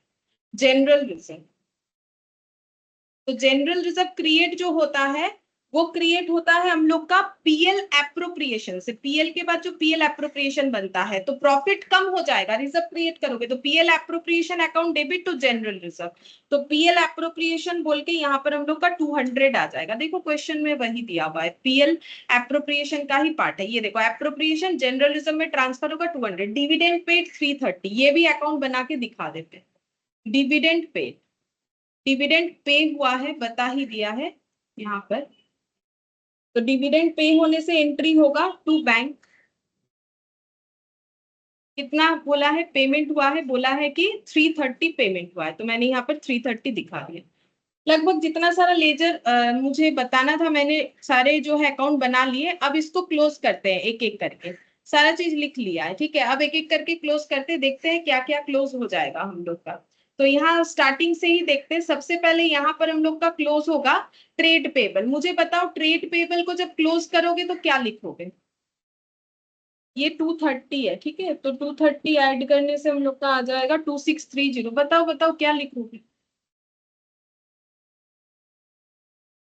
Trade ma'am pay payment to creditors, to cash. हाँ, टू कैश या बैंक, टू बैंक लिख देंगे, ठीक है, टू बैंक लिख दो। टू बैंक की पेमेंट कितना की है, क्योंकि क्रेडिटर का हमारा दो ही एंट्री होता है, परचेज किया तो परचेज टू क्रेडिटर, जब पेमेंट किया तो क्रेडिटर टू बैंक, 2380। अच्छा, अब जैसे ही मुझे कैश या बैंक दिखेगा वो मेरा कैश फ्लो का पार्ट होगा। तो क्या ये मेरा ऑपरेटिंग एक्टिविटी है, क्योंकि मुझे तो सिर्फ ऑपरेटिंग एक्टिविटी बनाने बोला है, क्या ये मेरा ऑपरेटिंग एक्टिविटी है, बताओ। अरे नहीं मैम, क्रेडिट नहीं नहीं, है क्यों? है क्रेडिट, हाँ ऑपरेटिंग एक्टिविटी है ना क्रेडिट। तो यहाँ पर लिखेंगे cash paid to trade payable. मैंने ना एक लाइन नीचे इसीलिए लिख दिया, ये नेगेटिव दिखेगा ना तो पहले पॉजिटिव वाला हम लोग जो है ऊपर लिखेंगे, तो वो कैलकुलेशन करने में आसानी होगा। इसमें लिख देते हैं वर्किंग नोट नंबर 1, ठीक है। अच्छा, प्रोविजन फॉर टैक्स और एडवांस टैक्स हम एक साथ समझाएंगे, इसलिए इसको यहाँ पर मैंने खाली रख दिया। अब आउटस्टैंडिंग वेजेस को कंप्लीट करते हैं। यहाँ पर हो गया 840, यहाँ पर 840, बैलेंस करके कितना आएगा वो तो तुम लोग माइनस करके मुझे बोल ही सकते हो कितना आएगा अमाउंट। तो ये आ जाएगा 790। हाँ, अब इसको लिखोगे क्या, वेजेस का कौन सा डेटा हम लोगों ने नहीं लिखा है, इसका मतलब क्या है, प्रीवियस ईयर का बाकी था और हम लोगों ने पीएल में इतना To चार्ज bank। क्यों। हाँ, टू बैंक, ठीक है, टू बैंक होगा। ये देखो, इसका मतलब क्या होता है कि प्रीवियसली हम लोग का 40 बाकी था, हम लोगों ने पेमेंट किया 790। अब कोई पागल थोड़ी ना है कि 40 रुपया बाकी था 790 पे कर देगा, जरूर इस साल भी वेजेस का खर्चा किया होगा। तो हाँ दिख रहा है, इस साल का खर्चा है 800, प्रीवियस का 40 देना है, मतलब 840 जो है टोटल पेबल अमाउंट था, जिसमें से 790 ही पे किया हम लोगों ने, इसीलिए 50 अभी भी बाकी दिख रहा है, ठीक है। तो ये हम लोग का हो गया बैलेंसिंग फिगर करके आ गया। अब ये क्या मेरा फाइनेंसिंग क्या बोलते हैं उसे, ऑपरेटिंग एक्टिविटी में जाएगा कि नहीं जाएगा, जाएगा तो हमें लिखना पड़ेगा, बोलो। जाएगा।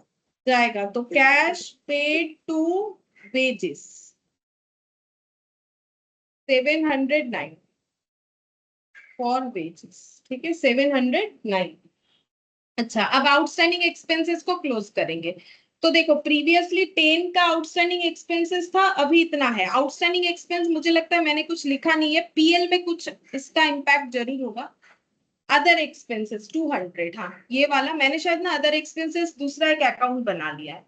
हाँ, इसको चाहो तो कर सकते हो, ये जो बाई एसपीएल है ये एक ही जगह पे करते हैं, नहीं तो दो दो बार करना पड़ेगा, उसको हटा दो, यहीं पर कर लेंगे, ठीक है। ये देखो यहाँ पर लिख देंगे अदर एक्सपेंसेस का एंट्री क्या है। अदर एक्सपेंसेस का एंट्री सोचो, अगर ये पीएल होता तो उसमें हम लोग कैसे लिखते, यहाँ पर टू अदर एक्सपेंसेस, ठीक है, मतलब एसपीएल टू अदर एक्सपेंसेस। अब मेरा ना एक एक्सपेंस का आउटस्टैंडिंग अकाउंट भी दिखा रहा है, हम इसी में कंबाइन करके लिख देते हैं, नहीं तो दो दो अकाउंट बनाना पड़ेगा। बाई एसपीएल ये एक्सपेंसेस जो है ये पीएल में इस बार चार्ज हुआ है। तो देखो, प्रीवियसली हम लोग का 10 बाकी था, करेंट ईयर में 200 रुपए का एक्सपेंस हुआ है, तो टोटल 210 पेबल था, जिसमें से अभी भी हमारा 20 जो है वो आउटस्टैंडिंग दिख रहा है, तो हम लोगों ने बाकी क्या कर दिया होगा, पे कर दिया होगा। हमें टोटल 210 देना था including the previous year amount, जिसमें से 20 जो है अभी भी मेरा ड्यू दिख रहा है, तो मैंने पेमेंट कितना किया, माइनस करने से पता चलेगा 100। 190।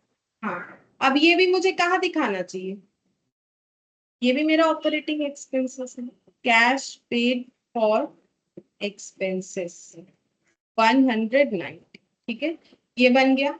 अच्छा, अब नेक्स्ट देखो यहाँ पर इन्वेंट्रीज। इन्वेंट्रीज का हम लोग का देखो 200 हम लोग का क्लोजिंग स्टॉक पड़ा हुआ है और 180 ओपनिंग स्टॉक था, ठीक है। अच्छा, तो इसका बाकी डिफरेंस कैसे लिखेंगे, यहाँ पर हम लोग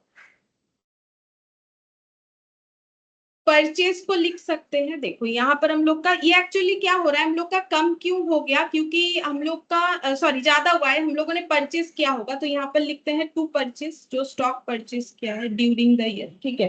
परचेज जो किया है उसका अमाउंट है 2400, ठीक है। तो यहाँ पर हो गया 0852580, लेकिन बचा है सिर्फ 200, तो बाकी कहाँ चला गया, बाकी हम लोगों ने बेच दिया होगा, जिसको हम लोग क्या लिखेंगे, बाई सीओजीएस, ठीक है। तो यहाँ पर बैलेंस करके देख लेते हैं। ये वैसे किसी काम का नहीं है कैश फ्लो के लिए, क्योंकि यहाँ पर तो कैश का कुछ डिटेल्स नहीं आ रहा है इस वजह से 2580, लेकिन ये अकाउंट मैंने बना के दिखा। हाँ 2380 है। अच्छा, अब ट्रेड रिसीवेबल को क्लोज करोगे, बोलो क्या लिखे यहाँ पर टोटल करके। By bank account. हाँ बाय बैंक कि हम लोगों को डेटर से कितना पैसा मिला, 4400 4400, और यहाँ पर हो गया 4000 बाय बैंक। क्या ये मुझे cash flow from operating activity में लिखना है कि नहीं लिखना है? क्योंकि कैश बैंक आएगा तभी ना लिखने का बात पूछेंगे, यहाँ नहीं पूछा क्योंकि यहाँ कैश बैंक आया ही नहीं। बोलो लिखना है कि नहीं लिखना है? लिखना है collection from cash received from debtors. Cash collection from debtors, positive balance 4000। Positive 4000, ठीक है। अच्छा, अब बाकी क्लोज करेंगे। एडवांस टैक्स को दिखाएंगे प्रोविजन फॉर टैक्स के साथ मैच करके। अच्छा, इंटरेस्ट एंड डिविडेंड, सबसे पहला बात है कि इंटरेस्ट एंड डिविडेंड हम लोग सबसे पहले क्या करेंगे उसको, यहाँ पर ये मेरा इनकम था कि एक्सपेंस था, देखो ये मेरा अदर इनकम में था, ठीक है। अगर अदर इनकम के 4th नंबर पॉइंट में जाओगे तो मेरा इनकम अदर इनकम हुआ है, यहाँ पर कहाँ चला गया, ये रहा 100, ठीक है। कब हुआ है, ड्यूरिंग द ईयर हुआ है। तो इसको हम लोग कैसे लिखेंगे, बोलो इनकम होने से क्या लिखते हैं, बाई, पहले इंटरेस्ट या डिविडेंड रिसिप्ट किया होगा फिर उसको पीएल में चार्ज किया होगा ना। हर एंट्री का तो दो पोस्टिंग होता है, जैसे कि salary to cash, PL to salary. तो इंटरेस्ट एंड डिविडेंड का इनकम रिसीव करोगी तो क्या एंट्री लिखोगे, बाई, अरे इंटरेस्ट डिविडेंड रिसीव कर रहे हो, किसी कंपनी का शेयर खरीदे हो, डिविडेंड मिला है तो क्या एंट्री करोगे, बोलो। Ma'am by cash.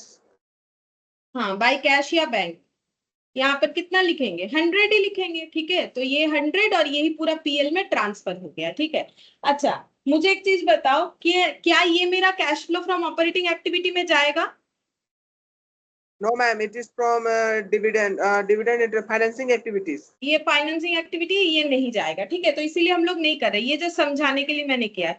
अच्छा, इंटरेस्ट बाई एसपीएल दिख रहा है, मतलब इंटरेस्ट हम लोगों ने पे किया है, तो पे करने से एंट्री क्या होता है, सबसे पहले पीएल में तो बाद में ट्रांसफर होता है, ट्रेडिंग पीएल में तो बाद में ट्रांसफर होता है। फर्स्ट एंट्री क्या होगा, इंटरेस्ट पेड का,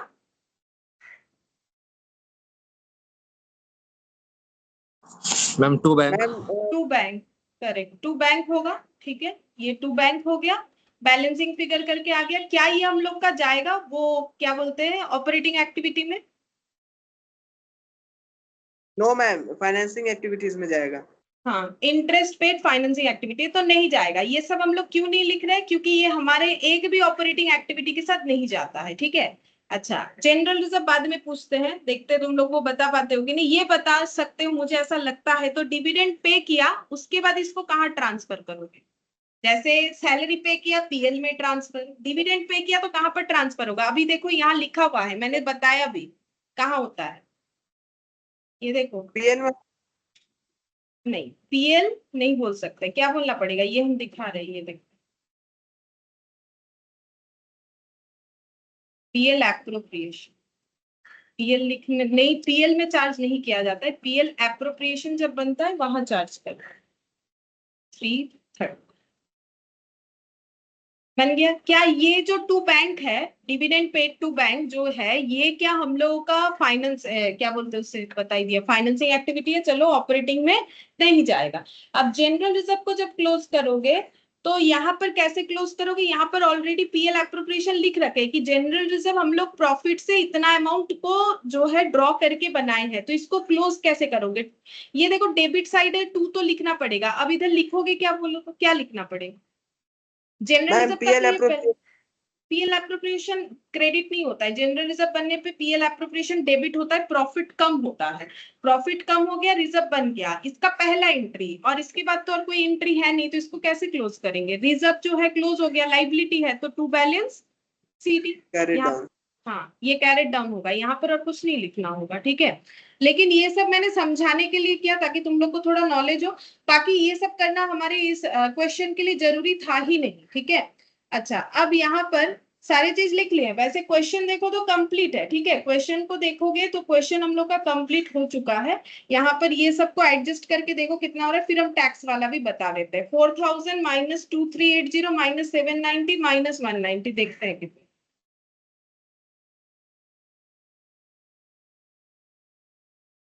मैम 640। 640 ये हो जाएगा cash from operation, cash from operation. अब यहां से टैक्स पेड करना।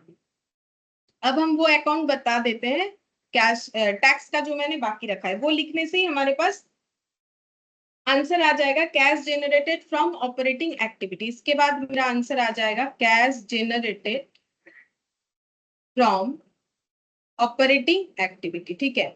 अच्छा, अब यहाँ पर ये टैक्स वाला देखो तो प्रोविजन फॉर टैक्स जो है उसका क्या सिस्टम होता है, ये जरूरी है ये, लेकिन ये अकाउंट काफी मैंडेटरी है। तो ये देखो प्रोविजन फॉर टैक्सेशन, तो नॉर्मली प्रोविजन हम लोग कहाँ से बनाते हैं, पीएल से बनाते हैं, ठीक है। जैसे तुम लोग डेटर का देख लो, टैक्स का देख लो, सभी चीज। तो ये प्रोविजन प्रीवियस ईयर का बना हुआ है, ये इस ईयर का प्रोविजन बना हुआ है, क्योंकि क्लोजिंग में इतना दिख रहा है, मतलब इस साल हम लोग को कितना प्रोविजन बनाना है, 200।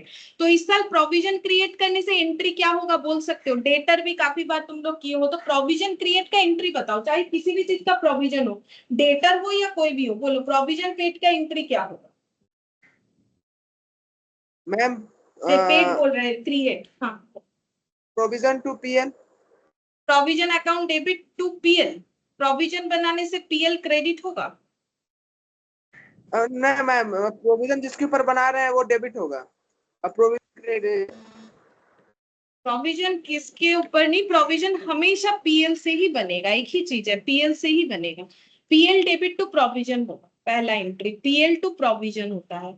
तो इस बार अगर 200 का प्रोविजन हम लोगों ने बनाया है, कैसे पता चला बोलो, जैसे ट्रेड पेबल इतना दिख रहा है, मतलब इस बार का दिख रहा है कि क्रेडिटर को एट लास्ट मुझे इतना पे करना है कम से कम इस साल के हिसाब से, ठीक है। तो इस साल हम लोगों ने 200 का प्रोविजन क्रिएट किया है, तो पीएल से कितना अमाउंट विथड्रॉल किया होगा, 200, ठीक है। तो यहाँ पर हम लोग को क्या लिखना पड़ेगा, यहाँ पर हम लोग लिखेंगे बाई, ये देखो हम दिखा देते हैं, यहाँ पर हम लोग को लिखना पड़ेगा बाई एसपीएल, ठीक है। बाई एसपीएल बोल के हम लोग कितना दिखाएंगे, 200 के, हम लोगों ने 200 का जो है पीएल क्रिएट किया है, तो सॉरी 200 का प्रोविजन क्रिएट किया है, तो एंट्री क्या होना चाहिए, profit and loss account debit to provision for tax, और प्रॉफिट एंड लॉस को यहाँ पर एसपीएल बोला जाएगा, ठीक है। अब देखो हम तुम लोग को यहाँ पर दिखाते हैं, यहाँ पर ये देखो टैक्स एक्सपेंस मैंने पहले बोला था ना, ये हमारा प्रोविजन होता है, ये देखो प्रोविजन क्रिएटेड है, अब वो पीएल अकाउंट है, तो एंट्री क्या होगा, तो एंट्री वैसे ही होगा PL account debit to provision, जैसे तुम लोग प्रोविजन फॉर डेटर लिखते हो, टू पीबीडीडी लिखते हो, ठीक है, वैसे ही टू प्रोविजन फॉर टैक्सेशन कितना, 200, क्योंकि देखो वो स्टेटमेंट फॉर्मेट में है, लेकिन है तो पीएल ही हम लोगों का, तो यहाँ पर ये पुट हो गया। अच्छा, अब इस अकाउंट को हम लोग क्लोज कर सकते हैं, क्लोज करने से लिखना क्या पड़ेगा वो इंपॉर्टेंट है। यहाँ पर हो गया 380, यहाँ पर मैंने लिख दिया 380, तो यहाँ पर बैलेंस करके ना 180 आएगा, लेकिन इसको लिखना क्या है, जैसे प्रोविजंस जो है, प्रोविजन से ही हम लोग क्या करते हैं, अपना इनकम टैक्स में उसे चार्ज करते हैं। जब हमारा असेसमेंट होता है तो हम लोग कैसे करेंगे, प्रोविजन में जो पैसा रखा था उसी से इनकम टैक्स पे करते हैं, तो उसको ट्रांसफर करेंगे ऐसे बोल के, to income tax, to income tax, ऐसे करके हम लोग इसको ट्रांसफर करेंगे, ये एंट्री होगा, ठीक है, टू इनकम टैक्स। ये देखो सबसे पहले प्रोविजन क्रिएट हुआ, यहाँ 200 लिखेंगे, ये मुझे कैसे पता चलेगा, सिंपल सा बात है कि मेरे यहाँ पर क्लोजिंग में मेरा प्रोविजन दिख रहा है, ये प्रीवियस ईयर का प्रोविजन है, ये करेंट ईयर का प्रोविजन है, तो करेंट ईयर में पीएल कितने से चार्ज हुआ होगा, 200 से चार्ज हुआ होगा, तो वो लिख दिया। अब इधर जो बैलेंस करके आए उसको बोलेंगे टू इनकम टैक्स, क्यों, क्योंकि इतना अमाउंट ये जो है हम लोग ये अमाउंट ट्रांसफर कर दिए कहां पर, इनकम टैक्स में, मतलब जिस वजह से ये प्रोविजन बनाया था उसमें यूज कर लिया, तो जितना यूज करेंगे उतना हमारा प्रोविजन फॉर टैक्सेशन कम हो जाएगा, टू इनकम टैक्स हो गया कि हमें इतना जो है प्रोविजन से इनकम टैक्स में ट्रांसफर करना है। क्या यहाँ से ये वाला अमाउंट ही जाएगा? देखो क्वेश्चन अगर हमें स्पेसिफिकली कुछ ना बोलेगा तो ये अमाउंट ही जाएगा, और अगर क्वेश्चन स्पेसिफिकली कुछ बोलेगा तो वो अमाउंट लिखना पड़ेगा। अब देखो यहाँ पर एक इनकम टैक्स का अकाउंट बना हुआ है, नहीं बना हुआ है, चलो एडवांस टैक्स बना हुआ है। तो एडवांस टैक्स में क्या लिखेंगे, ये देखो यहाँ पर, ये तो क्वेश्चन में गिवन था, और एक चीज क्वेश्चन में गिवन है कि हम लोगों ने कितना टैक्स पे किया है। कहाँ गया टैक्स पे हमारा, लिखा हुआ है, ये रहा। एक्सक्यूज मी मैम, मैम बोलो बोलो सुन। मैम वो जो प्रोविजनल फॉर टैक्स है उसमें जो बाय एसपीएल लिखे वही 200 यहाँ पर चार्ज किए हैं। हाँ, ये क्लोजिंग बैलेंस ही तो जो पीएल में इस बार बनाए, कभी डेटर का प्रोविजन नहीं बनाए। और डेटर का प्रोविजन अगर बनाते हैं तो जितना ये क्लोजिंग का मतलब तो इस साल का प्रोविजन, तो इस साल का प्रोविजन तो पीएल से ही बनेगा, तो ये यहाँ ट्रांसफर है। Okay ma'am. अच्छा, अब यहाँ पर देखो एडवांस टैक्स जो है, एडवांस टैक्स हम लोगों ने, अब देखो मेरा क्लोजिंग एडवांस कितना दिख रहा है 195, ये क्या है, ये क्लोजिंग एडवांस है, तो ये ओपनिंग एडवांस है। तो मुझे बोलो इस बार हम लोगों ने कितना एडवांस टैक्स पे किया होगा, वही तो मुझे क्लोजिंग में दिखेगा। बोलो कितना एडवांस टैक्स पे किया होगा। अगर मेरा ये क्या है, ये ओपनिंग एसेट है, देखो ये सब चीज तो समझना पड़ेगा। ये हम लोग का क्या है, क्लोजिंग एसेट है। तो अगर मेरा क्लोजिंग एसेट इतना दिख रहा है, ये कैसे दिख रहा होगा मेरा, मैंने दिखा है कि मैंने इतना एडवांस मेरा दिख रहा है, टैक्स पेमेंट का इतना एडवांस मुझे दिख रहा है, तो कितना एडवांस टैक्स पे किया होगा।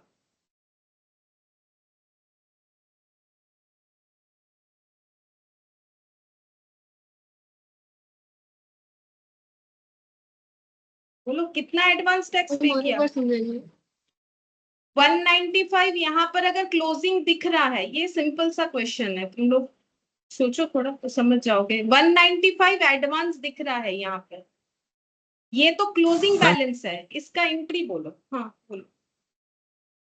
मैम 15। 15 पे किया है तो 195 कैसे दिखेगा, सोच के बोलो। अगर मैम मेरा 195 पेमेंट किए होंगे। हाँ 195 ही पेमेंट किए होंगे। अगर मान लो मेरा ओपनिंग कुछ नहीं रहता, मैंने एडवांस टैक्स पे किया, पहले बोलो तो एडवांस टैक्स पेमेंट का एंट्री क्या होता है, नॉर्मल बोलो ना, कोई भी एंट्री जैसे तुम लोग करते हो तो एडवांस टैक्स पेमेंट का एंट्री क्या करोगे, बोलो। Advance tax account debit to bank account ma'am. Advance tax to bank ये लिखोगे। अब अगर एडवांस टैक्स का कोई यस अकाउंट मैम। बनाते हैं तो उसमें कैसे लिखोगे, बोलो बोलो क्या पोस्ट करोगे, टू टू बैंक। बैंक बोल के पेमेंट। अब इसको जब क्लोज करोगे तब क्या लिखोगे, बाय बैलेंस कैरिड डाउन। तो कितना कैरेट डाउन करोगे। ये हाँ अगर 10 रुपीज है जितना और मान पेमेंट हो उतना।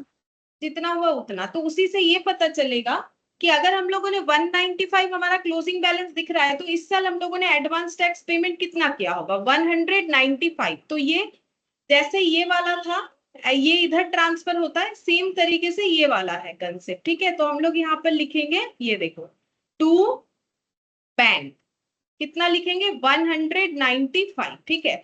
अब इसको क्लोज करेंगे, क्लोज करते हैं, देखते हैं कितना आता है। 375, यहाँ पर 375, तो माइनस करने से कितना आ गया 180, ठीक है। अब इसको क्या लिखोगे, हाँ ये चीज समझना पड़ेगा, इसको क्या लिखेंगे, इसको हम लोग लिखते हैं बाई इनकम टैक्स। अब हम तुम लोग को एंट्री लिख के दिखा देते हैं इसको क्यों इनकम टैक्स बोला जाता है, यहाँ पर तो लिख दिया मैंने, ठीक है। अब देखो अब हम इसमें पूरा एंट्री तुम लोग को बता देते हैं, टैक्स रिलेटेड हम लोग का एंट्री कैसे होता है। जैसे देखो ये लिख लो, अब हम समझा देते हैं और भी अच्छे से। देखो यहाँ पर सबसे पहला बात है, जब क्रिएट किया जाता है प्रोविजन, ये देखो जब फर्स्ट बात ये होता है क्रिएटिंग प्रोविजन फॉर टैक्स। कोई भी कंपनी अपना टैक्स का प्रोविजन बनाती है, तो प्रोविजन बनाने से देखो नॉर्मल जो डेटर का प्रोविजन तुम लोग बचपन में सीखते हो और ये कोई फर्क नहीं है। तो पीएल अकाउंट डेबिट होता है, एसपीएल लिख लेंगे कंपनी के केस में, टू क्या लिखेंगे प्रोविजन फॉर टैक्सेशन। जैसे तुम लोग डेटर का बनाते हो, ये कोई नया चीज है नहीं, ठीक है। इसका नरेशन हो जाएगा बीइंग प्रोविजन क्रिएटेड, डेटर का भी ऐसे ही बनता है। ये पहला एंट्री, ये क्रिएट कर लिया हम लोगों ने प्रोविजन। अब हम लोग को पता है, देखो तुम लोग सब कोई टैक्स कम बेसी पढ़ रहे हो, ठीक है, तो टैक्स हमेशा कैसे एडवांस बेसिस पे पे होता है। तो जब हम लोग पेमेंट करेंगे तब क्या एंट्री करेंगे, पेमेंट ऑफ एडवांस टैक्स जब हम लोग पे करते हैं तब एंट्री इस तरीके से होगा। देखो सबसे पहले ना हम लोग ट्रांसफर कर देंगे, जैसे ड्यू एंट्री होता है ना वैसे ये देखो, advance tax account debit to यहाँ पर बैंक, ये पहले लिख दो क्योंकि मैंने पेमेंट लिखा है, पेमेंट ऑफ एडवांस टैक्स, तो यहाँ पर हो गया बीइंग अमाउंट पेड। इसमें कोई प्रॉब्लम नहीं होना चाहिए तुम लोगों को। देखो प्रोविजन क्रिएट किया और हम लोगों ने एडवांस टैक्स पे कर दिया। अब क्या होता है, असेसमेंट होता है कि हम लोगों ने जो पे किया वो हम लोग का कम या ज्यादा क्या है, ठीक है। तो यहाँ पर लिखते हैं अपॉन असेसमेंट ऑफ टैक्स। जब टैक्स असेसमेंट होता है, कंपनी जब अपना टैक्स असेसमेंट करेगी तो क्या क्या एंट्री करेगी। पहला एंट्री करेगी provision for tax account debit. क्यों करेगी, क्योंकि ये प्रोविजन क्यों बनाई थी, टैक्स पे करने के लिए। तो provision for tax account debit to हो जाएगा यहाँ पर इनकम टैक्स, ठीक है। अगर तुम लोग डेटर वाला पॉइंट 11-12 में या फाउंडेशन में डिटेल्स में पढ़े हो तो वहां पर ये चीज जरूर सिखाया जाता है, ठीक है। इस तरीके से कि पहले हम लोग जब डेटर का प्रोविजन बनाते हैं तो PL account debit to provision for debtor. अब जब बैड डेप्ट होता है, क्योंकि वो बैड डेप्ट के लिए बनाया जाता है, तब एंट्री होता है provision for debtor account debit to bad डेप्ट, कि हम लोग उससे जो है बैड डेप्ट को राइट ऑफ कर रहे हैं। सेम तरीके से यहाँ पर provision for tax to income tax, ठीक है। ये हो गया बीइंग अमाउंट ट्रांसफर, क्योंकि प्रोविजन क्यों बनाया था, टैक्स पेमेंट के लिए। तो यहाँ पर हम लोग का जितना इनकम टैक्स का डेटा आया है, जितना इनकम टैक्स हमें पे करना है, उतना अमाउंट हम लोग प्रोविजन से लेके इनकम टैक्स में ट्रांसफर कर दिए। अब हम लोग को पता है कि हम लोग कैसे पे करते हैं, एडवांस टैक्स। तो फिर क्या एंट्री होगा, income tax account debit to advance tax, ऐसे होगा टू एडवांस टैक्स, मतलब एक अकाउंट से दूसरे अकाउंट में चीज ट्रांसफर हो रहा है। तो यहाँ पर हो जाएगा बीइंग अमाउंट ट्रांसफर, ये बीइंग अमाउंट ट्रांसफर हो जाएगा, ठीक है। अब नेक्स्ट हम लोग क्या करेंगे, ये हम लोग का ट्रांसफर हो गया। अब हम लोग टैक्स को एडजस्ट कर लेंगे। कैसे एडजस्ट होगा, यहाँ पर दिखा देते हैं। देखो यहाँ पर दो एंट्री हो सकता है, या तो PL2 मतलब SPL2 इनकम टैक्स होगा, या फिर हम लोग का ये एंट्री होगा income tax to PL SPL, कम या ज्यादा कितना पे करे उसके ऊपर, मतलब बीइंग टैक्स एडजस्टमेंट, ये टैक्स एडजस्टमेंट होगा तब ये एंट्री होगी, ठीक है।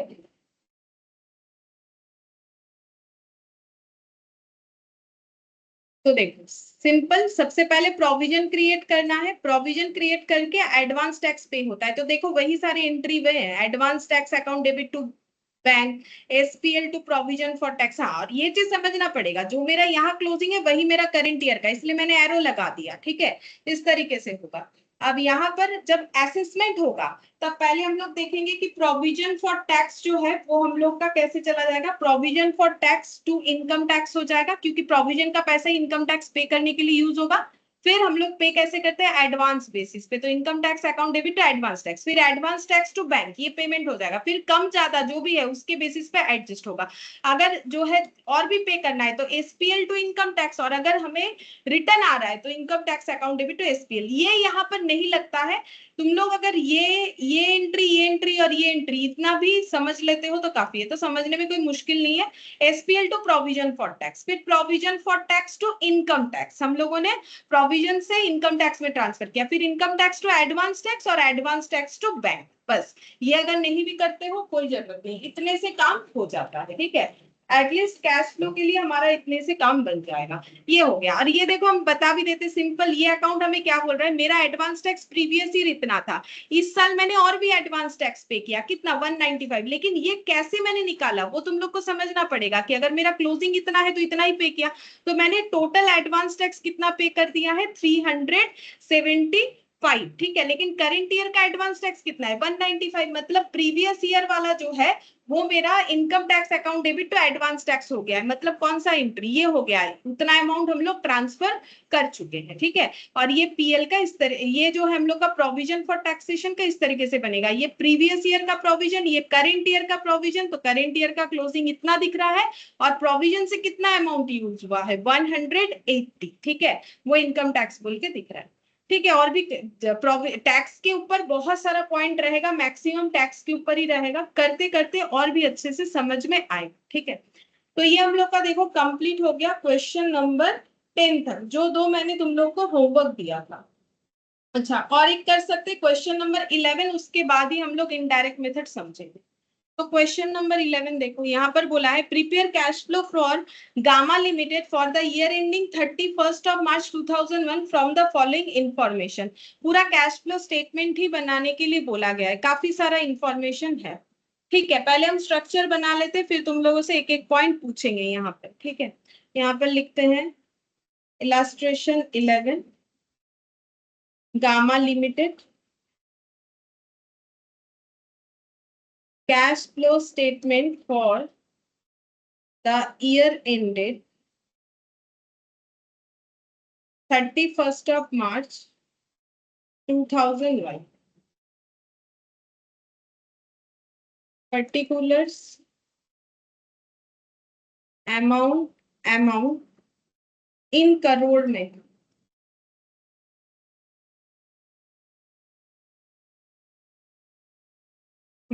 सारे डेटा ना करोड़ में दिए गए हैं क्वेश्चन में।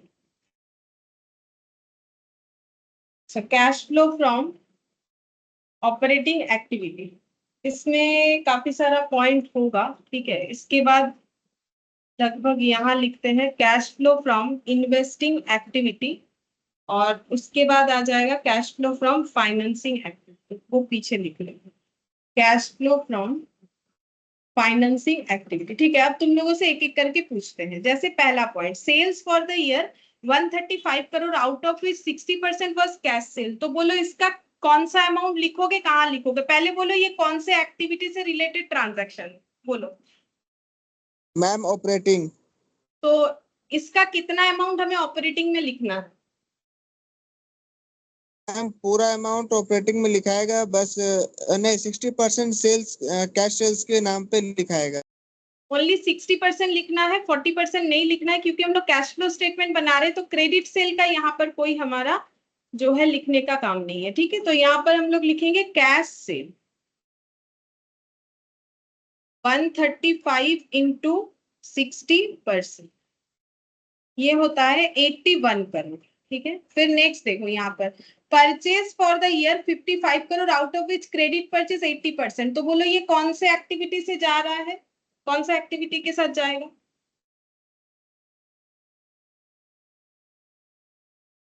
ऑपरेटिंग। ऑपरेटिंग कितना लिखना पड़ेगा बोलो, पता साथ ही साथ वो भी बता दें कितना लिखना पड़ेगा। मैम 20%, 11। 20%। हाँ, ओनली 20% लिखो। कैश परचेज, सिर्फ कैश का अमाउंट लिखेंगे ना, क्रेडिट क्यों लिखेंगे, हम लोग कैश फ्लो स्टेटमेंट में 11 करेंगे, सही। फिर administrative and selling expenses 18 crore, पहले ये बताओ ये अमाउंट कहाँ जाएगा, मैम ऑपरेटिंग में।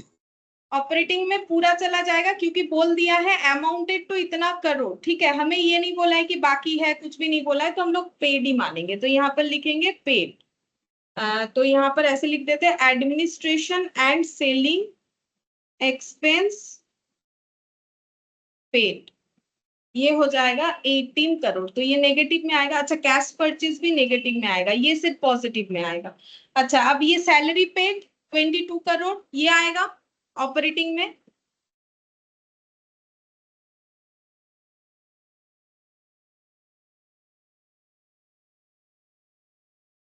बताओ, लास्ट दिन तो मैंने इतना सारा बताया, अब ये तो छोटा छोटा क्वेश्चन, अभी तक इनडायरेक्ट मेथड हम लोगों ने स्टार्ट ही नहीं किया, ठीक है। देखो, company redeem debenture 20 crore at a premium of 10%, तो पहले बोलो डिवेंचर रिडेम्पशन कौन सा एक्टिविटी होगा, फाइनेंसिंग।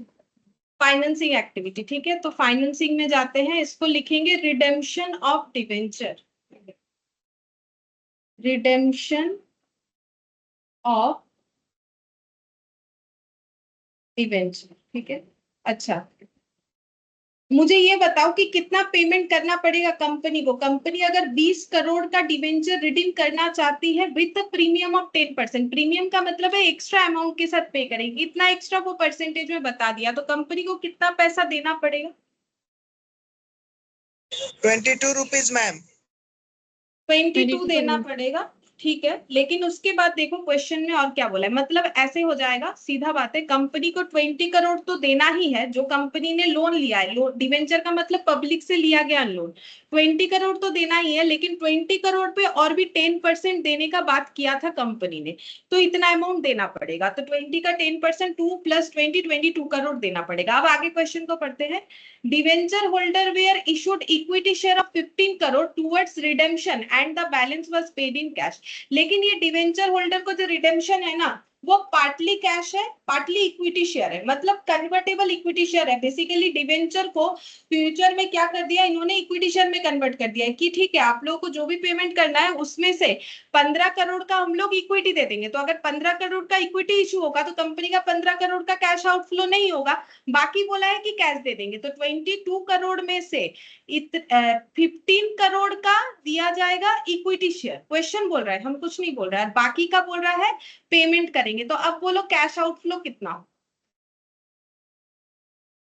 7 करोड़। 7 करोड़, सही है। इसमें से कैसे दिखाओगे? सिंपल, यहाँ से 15 करोड़ हटा दो, ठीक है, तो यहाँ पर आ जाएगा हम लोग का 7 करोड़। ये 7 करोड़ हमें पे करना पड़ेगा, ठीक है, डिवेंचर का रिडेम्पशन। अच्छा, अब आगे देखते हैं, सिंपल है, सिर्फ पढ़ने से ही समझ में आएगा। Debenture interest paid during the year 1.5 crore, बोलो ये कौन से एक्टिविटी में जाएगा? फाइनेंसिंग। फाइनेंसिंग में जाएगा।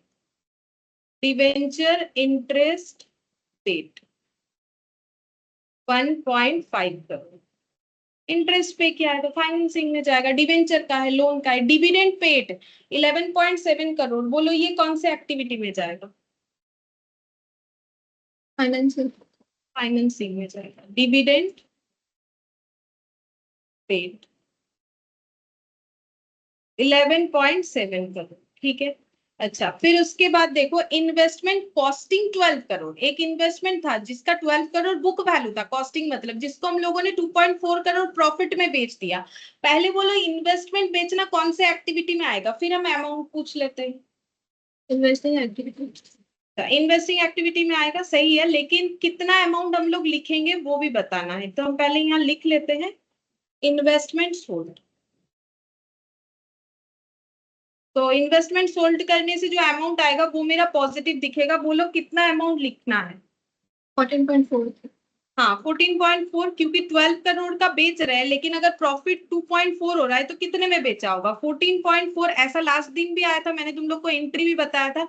ये देखो एंट्री होना चाहिए bank to PL to investment, ठीक है, इंटरेस्ट लिख दिया मैंने, टू इन्वेस्टमेंट। इन्वेस्टमेंट 12 करोड़ का गया, प्रॉफिट हम लोगों ने 2.4 करोड़ कमा लिया, तो फिर यहाँ पर 14.4 करोड़ का बैंक डेबिट होगा, ठीक है। तो जितना बैंक डेबिट होगा उतने से ही कैश फ्लो में आना चाहिए। ये भी बन गया, देखो। अरे हाँ, फिर बोल रहा है 8 crore was paid towards income tax. Income tax का 8 करोड़ पे हुआ, ये इनकम टैक्स का पेमेंट बोला है, कहाँ लिखेंगे बोलो? कैश आउटफ्लो तो है, कौन से एक्टिविटी में जाएगा?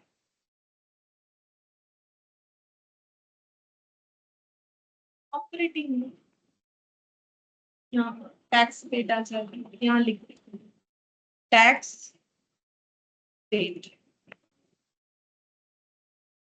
फिर नेक्स्ट बोला है new plant costing 21 crore was purchased in part exchange of an old plant। बोल रहा है कि एक 21 करोड़ का प्लांट खरीदा गया है, वो भी जो है एक प्लांट को एक्सचेंज करके ओल्ड प्लांट के बदले। मतलब सीधा बात है, जो नया वाला प्लांट खरीद रहे हैं उसका वैसे तो कॉस्ट है हम लोग का 21 करोड़। अब जिससे खरीद रहे हैं उसको पैसा देना पड़ेगा, अब कैसे दे रहे हैं वो बोल रहा है।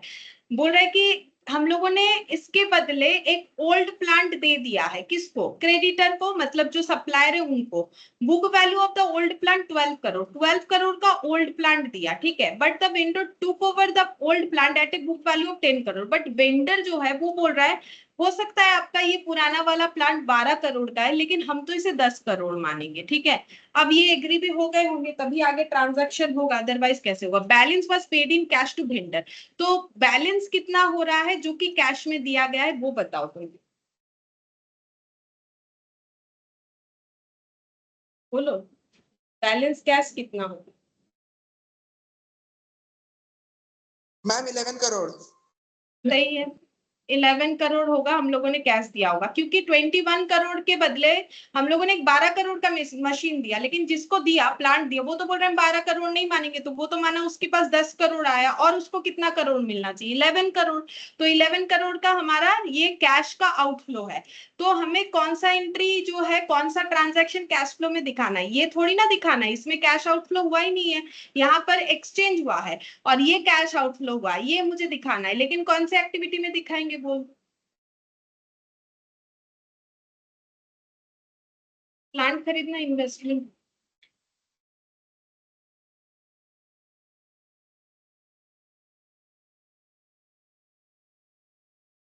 यहाँ पर हो जाएगा payment for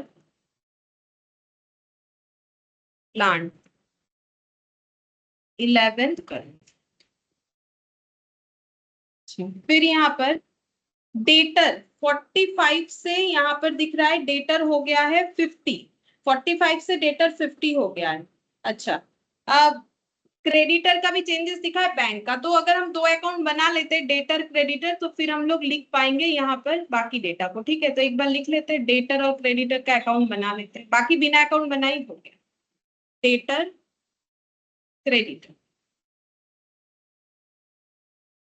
to balance BD by balance CD. To balance BD यहाँ पर आ रहा है 45, दिया हुआ है क्वेश्चन में, बाई बैलेंस 50। ये देखो पहले स्टार्टिंग वाला दिया हुआ है, इसीलिए इस बार मैंने ये आगे लिखा है। समझ सोचो कि तब तो ये आगे लिख रहे थे, वो तो जैसे दिया हुआ रहेगा वैसे लिखेंगे ना, ये प्रीवियस है, ये करंट है, तो जैसे देगा वैसे ही लिखना पड़ता है। यहाँ पर हो गया 30, ये 23 हो गया, ठीक है। ये हो जाता है to balance CD by balance BD. अच्छा, यहाँ पर क्या एंट्री होना चाहिए?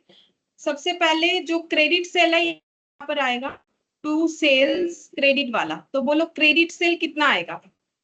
एकदम स्टार्टिंग में दिया हुआ था 135 में 60% कैश सेल है, तो बाकी क्रेडिट सेल होगा, बोलो कितना आ जाएगा?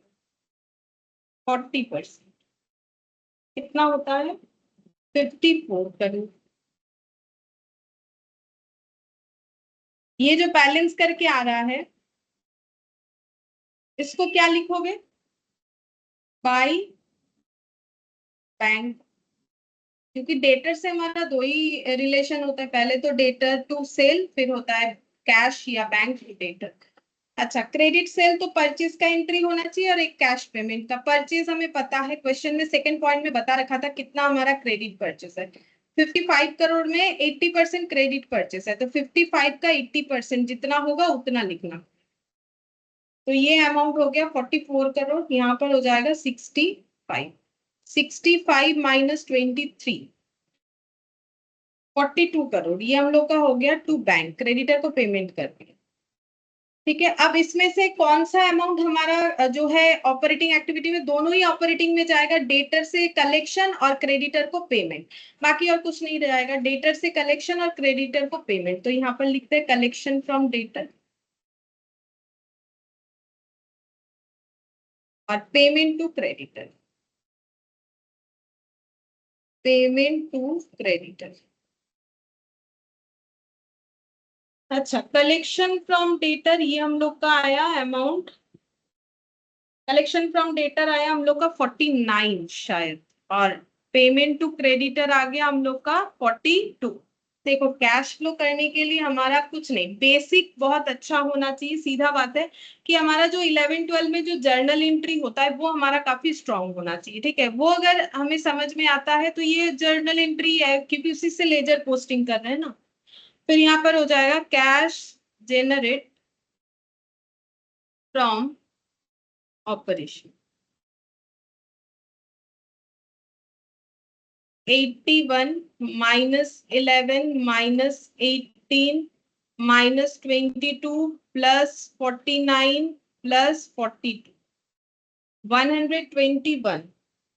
ओ ये माइनस 42 हुआ, मैंने प्लस 42 कर दिया, तो माइनस 42 दो बार कर देते हैं, सही हो जाएगा 37। ठीक है, ये 37 आ गया, माइनस 8 29, तो ये हम लोग का आ गया 29। इसको हम लोग बोलेंगे net cash generate from operating activity. Net cash generate from operating activity, ठीक है। ये हो गया मेरा 29। अच्छा, अब ये देखते हैं कितना आता है। ये आ रहा है हम लोग का 3 ये हो जाएगा net cash generate from investing activity. Net cash generate from investing activity. अब इसका बैलेंस करना पड़ेगा। ये सभी नेगेटिव में आ रहा है। ये हो गया 11 12 12 और 7 19 और इधर हो रहा है 7 और 5 12, मतलब 20 आ रहा है, 20.2 आ रहा है। ये हो गया नेगेटिव में। Net cash used, net cash used क्योंकि नेगेटिव आया इन फाइनेंसिंग एक्टिविटी। अब ओवरऑल देखेंगे 20.2 नेगेटिव, और ये हो गया 29 और 34 3.4 माइनस 20.2, तो ये हो जा रहा है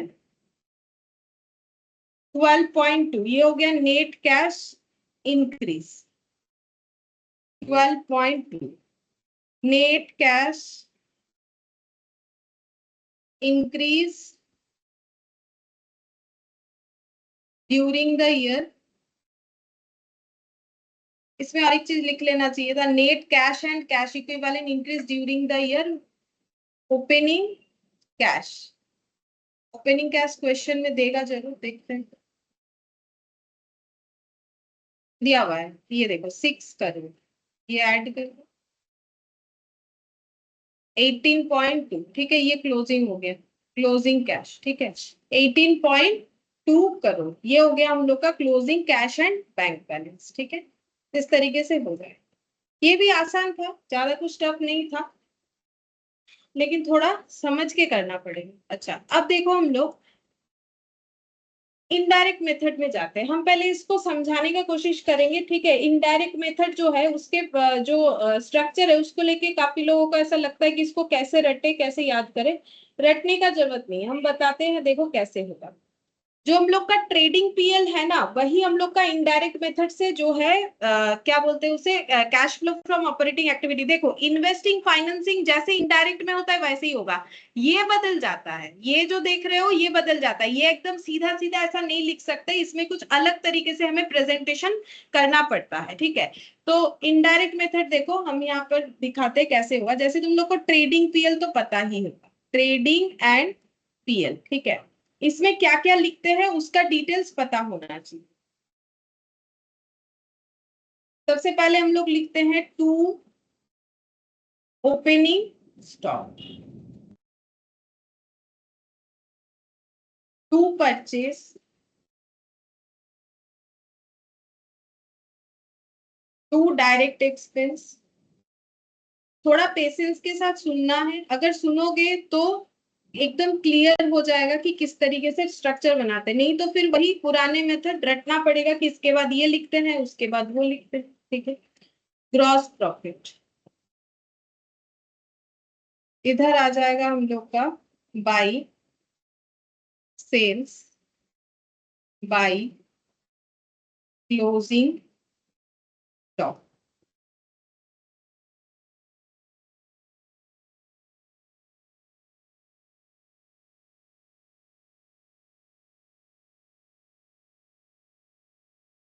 bye gross profit brought down. जरूरी नहीं है कि प्रॉफिट ही आए, लॉस भी आ सकता है, लेकिन हम प्रॉफिट मान के अभी कर रहे हैं। इधर जो एक्सपेंसेस लिखते हैं वो सारा होता है इनडायरेक्ट एक्सपेंस।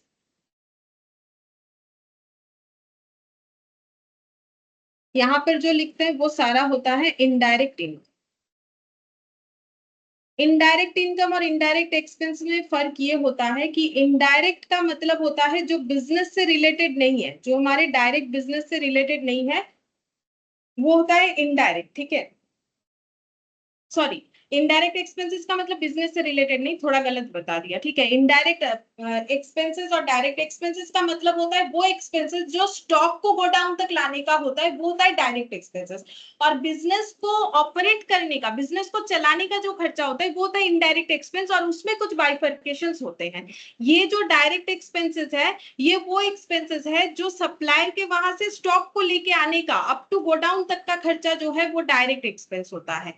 और इनडायरेक्ट एक्सपेंसेस को हम लोग तीन पार्ट में डिवाइड करते हैं। इनडायरेक्ट एक्सपेंसेस में क्या क्या लिखा जाता है ये देखो, जैसे कि सैलरी लिखते हैं, पता ही है तुम लोग को। और क्या लिखते हैं? एडवर्टाइजमेंट लिखते हैं, कमीशन लिखते हैं, इलेक्ट्रिसिटी का एक्सपेंस लिखते हैं, rent, telephone, printing, postage, depreciation. ठीक है, बस इतना ही लिख रहे हैं और नहीं लिख रहे। ये हो गया इनडायरेक्ट एक्सपेंसेस। और भी कुछ तरीके का इनडायरेक्ट एक्सपेंसेस होता है, उसका भी नाम लिख रहे हैं, जैसे interest on debenture, interest on debenture. सब अलग अलग कलर से इसीलिए लिख रहे हैं क्योंकि रीजन है, इसका बाइफर्केशन देखना है हमें। Interest on loan, loss on sale of fixed asset,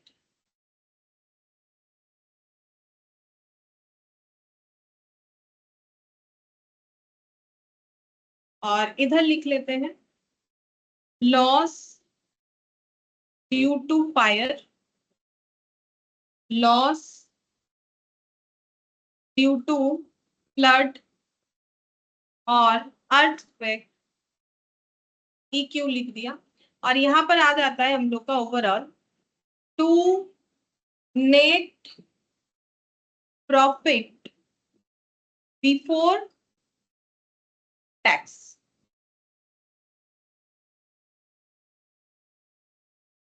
अच्छा, इधर भी लिखेंगे। इनडायरेक्ट इनकम में हम लोग का क्या क्या आता है? इनडायरेक्ट इनकम में हम लोग का आ जाता है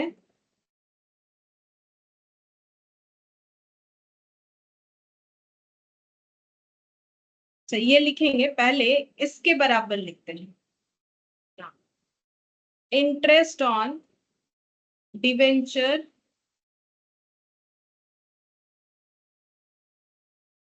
dividend on share,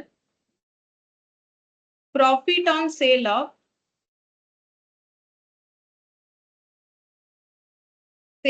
fixed asset. ठीक है, और ये जो पीले वाले कलर से लिखा है उसका लिखेंगे इंश्योरेंस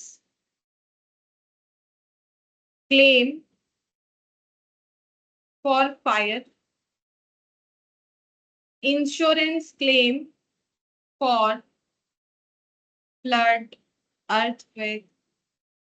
ठीक है, और इधर हम लोग कर देंगे इसे क्लोज। अच्छा, यहाँ क्या लिख सकते हैं इनडायरेक्ट इनकम में? जैसे rent income, rent receipt, commission receipt,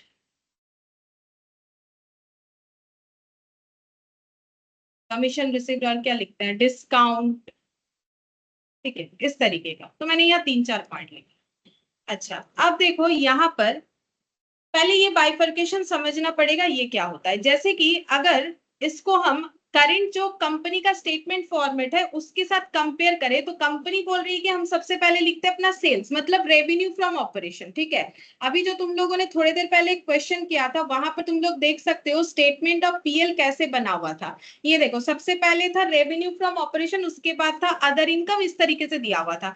हम थोड़ा सा और एक दूसरा फॉर्मेट से दिखाते हैं तुम लोग को। देखो, सबसे पहले हमारे पास आता है सेल्स। अगर मुझे इनकम स्टेटमेंट दिखाना है, ठीक है, बिल्कुल कंपनी की तरह हम एसपीएल नहीं बना रहे, अगर मुझे इनकम स्टेटमेंट दिखाना है तो हम कैसे दिखा सकते हैं? ये चीज कॉस्ट में भी यूज कर सकते हो। ये देखो, सेल्स हो गया। सेल्स से अगर हम लोग लेस करते हैं सीओजीएस, ठीक है, कॉस्ट ऑफ गुड सोल्ड, तो हमें क्या मिल जाता है? ग्रॉस प्रॉफिट, ठीक है। तो ये जो अभी तक मैंने डेटा लिखा, बोलो तो ये कौन से अकाउंट को रिलेट करता है, ट्रेडिंग को कि पीएल को? ये जो अभी मैंने लिखा सेल्स और सीओजीएस, ये कौन से अकाउंट को रिलेट करता है, ट्रेडिंग को या फिर पीएल?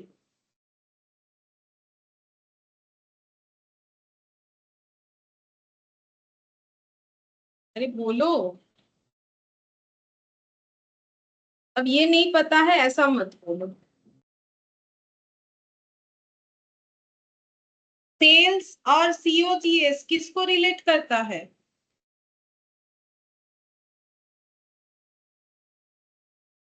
अच्छा, यहाँ दिख रहा है फिर भी क्यों नहीं बता रहे, मुझे नहीं समझ में आ रहा। सेल्स Gross कहाँ profit. लिखा हुआ? मेरा क्वेश्चन ये है कि ये जो डेटा अभी लिखा है ये क्या ट्रेडिंग को रिलेट करता है कि पीएल को? हम ये पूछ रहे ट्रेडिंग को। हैं। Trading. अच्छा, तो ये सेल्स कहाँ लिखा हुआ है? ट्रेडिंग में इधर लिखा हुआ है। तो ये सीओजीएस कहाँ लिखा हुआ है बताओ? सही बोले हो, ट्रेडिंग को, लेकिन सीओजीएस क्या क्या मिला के होता है? अब ये मत बोलो नहीं पता हमें, ठीक है? मैम ऐसा COGS opening stock plus purchase plus net purchase plus direct expense minus closing stock. ये जो यहाँ से लेके यहाँ तक का डेटा है इसी को एडजस्ट करके आता है हम लोग का सीओजीएस, ठीक है। ये तो देखो, जिनका कॉस्ट है उनको हम कॉस्ट में करवाते हैं, जिन्होंने पहले फाउंडेशन पढ़ा है, ठीक है, उनको भी पता होना चाहिए। 11-12 में भी होता है opening stock plus purchase plus direct expenses, कि मेरे पास ये क्या होता है? Stock available. थोड़ा सा दिमाग को चलाओ तो आंसर हो जाएगा। स्टॉक अवेलेबल फॉर सेल, ठीक है। अब इतना बच गया, उसको लेस कर देंगे तो पता चल जाएगा कि एक्चुअली कितना स्टॉक बेचा है। देखो, ये सब डिस्कशन नॉर्मली हम लोग करते ही रहते हैं, चाहे एफएमओ कुछ भी हो, ये सब में होता ही है डिस्कशन। तो सीओजीएस, तो हमारे पास क्या आ गया? Gross profit. मतलब बेसिकली स्टेटमेंट में मैंने सिर्फ लिखा सेल और सीओजीएस। जैसे ही मैंने सीओजीएस लिखा, मैंने ये पूरा डेटा को कर लिया है कवर। कवर करने के बाद मेरे पास आ गया है सीओजीएस। अच्छा, अब सीओजीएस आ गया, इसके बाद हम लेस करेंगे क्या? मुझे पीएल चाहिए, तो नॉर्मली यहाँ लिखा हुआ है, देखो, इनडायरेक्ट एक्सपेंसेस 3 कलर से लिखा है। क्यों लिखा है? उसका रीजन है, क्योंकि सभी चीज का नाम जो है वो अलग अलग है, ठीक है। जैसे कि यहां से यहां तक जो एक्सपेंसेस लिखे हुए हैं, ठीक है, यहां से यहां तक जो एक्सपेंसेस लिखे हुए हैं, इस एक्सपेंसेस का नाम क्या होता है? देखो, इस एक्सपेंसेस का नाम किसी को पता है क्या? इस एक्सपेंसेस को क्या बोलते हैं? Operating expenses. बिजनेस को ऑपरेट करने का खर्चा, इस एक्सपेंसेस को हम लोग बोलते हैं ऑपरेटिंग एक्सपेंसेस। तो यहां से अगर हम लोग ऑपरेटिंग एक्सपेंसेस को लेस कर देंगे, ठीक है, यहां से अगर हम लोग लेस कर देते हैं ऑपरेटिंग एक्सपेंसेस को, ठीक है, तो हम लोग को जो मिल जाता है उसका नाम होता है ऑपरेटिंग प्रॉफिट। ऑपरेटिंग प्रॉफिट, ठीक है। मतलब हम लोग का बिजनेस का प्रॉफिट क्या मिलेगा? बिजनेस का प्रॉफिट, क्योंकि ये सारे बिजनेस रिलेटेड एक्सपेंसेस है। हम लोग अकाउंटेंट रखे हैं, उसको सैलरी दे रहे हैं, एडवर्टाइजमेंट कर रहा है बिजनेस के लिए, कमीशन पे हो रहा है बिजनेस के लिए, इलेक्ट्रिसिटी का चार्जेस जा रहा है बिजनेस के लिए, रेंट, टेलीफोन, प्रिंटिंग, डेप्रिसिएशन, ये सारे बिजनेस रिलेटेड। हम लोग कोई फिक्स्ड एसेट यूज कर रहे हैं, उसका डेप्रिसिएशन जो है वो हमारा जो हम लोग रिकॉर्ड कर रहे हैं, ठीक है, तो वो सब हम लोग का ऑपरेटिंग एक्सपेंसेस है, ठीक है। अच्छा, अब देखो, ऑपरेटिंग एक्सपेंसेस लेस कर दिया तो हम लोग को मिल गया है ऑपरेटिंग प्रॉफिट, ठीक है। अच्छा, अब ये जो इंटरेस्ट ऑन डिवेंचर दिख रहा है, इंटरेस्ट ऑन डिवेंचर, और यहाँ पर 3 आइटम, इंटरेस्ट ऑन लोन, और उसके साथ साथ यहाँ पर loss of sale of fixed asset, तो ये भी सब एक्सपेंसेस है। लेकिन कौन सा एक्सपेंसेस है बोल सकते हो? क्या ये ऑपरेटिंग है? ऑपरेटिंग का मतलब बिजनेस से रिलेटेड खर्चा, ठीक है। मतलब जो खर्चा किए बिना हम लोग बिजनेस नहीं रन करवा सकते। अगर रेंट नहीं पे करेंगे तो कैसे बिजनेस चलेगा, टेलीफोन बिल नहीं पे करोगे कैसे चलेगा, प्रिंटिंग पोस्टेज का खर्चा नहीं करोगे कैसे चलेगा। वो डायरेक्ट बिजनेस के डे टू डे एक्टिविटी को रिलेट करता है। अब interest on debenture, interest on loan, loss on sale of fixed asset, ये जो एक्सपेंसेस है इसको क्या बोलते हैं पता है? इसको बोलते हैं नॉन ऑपरेटिंग। नहीं, ये फाइनेंशिंग नहीं होगा ये। हाँ देखो, ये फाइनेंस में आ रहा है, एक्टिविटी वाइज फाइनेंस है, फाइनेंसिंग एक्टिविटी है, लेकिन इसको एक्सपेंस के तौर पे बोला जाता है नॉन ऑपरेटिंग एक्सपेंसेस। ये बिजनेस का ऑपरेटिंग नहीं है। मतलब बिजनेस देखो, अगर हम लोग, ऐसा थोड़ी है कि हम लोग लोन नहीं लेंगे और उसका इंटरेस्ट नहीं पे करेंगे तो बिजनेस नहीं होगा, नहीं ऐसा बात नहीं है, ठीक है।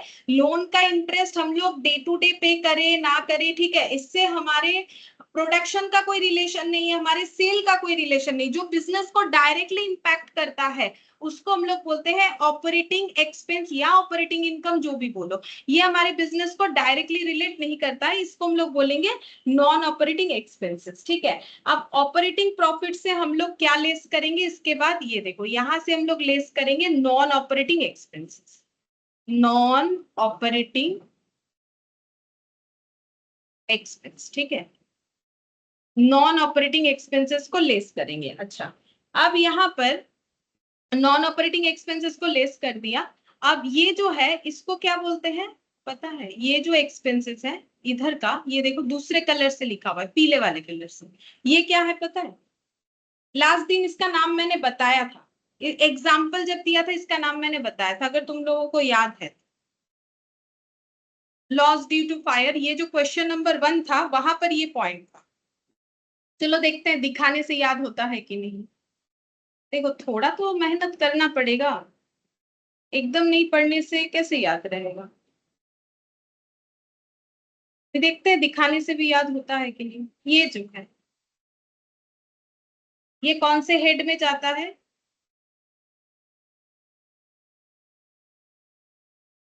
ये आंसर मुझे 2 लोगों ने दिया था, मुझे नाम भी याद है, सैनोन ने दिया था और गोपाल ने दिया था, लेकिन अभी मुझे कोई भी नहीं बता रहा है। Extra ma'am non ordinary operating, extra ordinary item, ये होता है एक्स्ट्रा नॉन ऑपरेटिंग इनकम। ना, नॉन ऑपरेटिंग इनकम ना, এটা एक्स्ट्रा ऑर्डिनरी, क्योंकि इसका हमारे बिजनेस से कोई रिलेशन ही नहीं है। जैसे नॉन ऑपरेटिंग मतलब बिजनेस से रिलेटेड नहीं है, लेकिन एकदम ही बिजनेस के बाहर का बात नहीं है, ये एक्स्ट्रा ऑर्डिनरी है। जैसे अचानक से हुआ, ठीक है, एक्स्ट्रा ऑर्डिनरी आइटम है, ये extra ordinary item in the sense expense, ठीक है, ये एक्स्ट्रा ऑर्डिनरी आइटम होता है। जैसे लॉस ड्यू टू फायर, इसका बिजनेस से कोई लेना दे, रोज थोड़ी ना कोई आग लगता है। हाँ, अगर लोन लिए हो तो इंटरेस्ट देना पड़ेगा, डिवेंचर इशू किया तो इंटरेस्ट देना पड़ेगा, अगर फिक्स्ड एसेट बेच रहे हो तो लॉस प्रॉफिट कुछ भी हो सकता है, ठीक है। लेकिन वो होता है ऑपरेटिंग का मतलब बिजनेस के डे टू डे एक्टिविटी को इंपैक्टफुल करेगा, ठीक है। लेकिन एक्स्ट्रा ऑर्डिनरी आइटम का मतलब जो कभी कभार हो सकता है, रेगुलर बेसिस पे कभी नहीं होगा, ठीक है। अच्छा, अब ये देखो, ये हो गया हम लोग का एक्स्ट्रा ऑर्डिनरी आइटम, ठीक है। अच्छा, अब एक्स्ट्रा ऑर्डिनरी आइटम जो है इसको हम लोग अगर यहां से लेस कर देते हैं, देखो यहां पर मैंने लिखा नॉन ऑपरेटिंग एक्सपेंसेस। अब यहां पर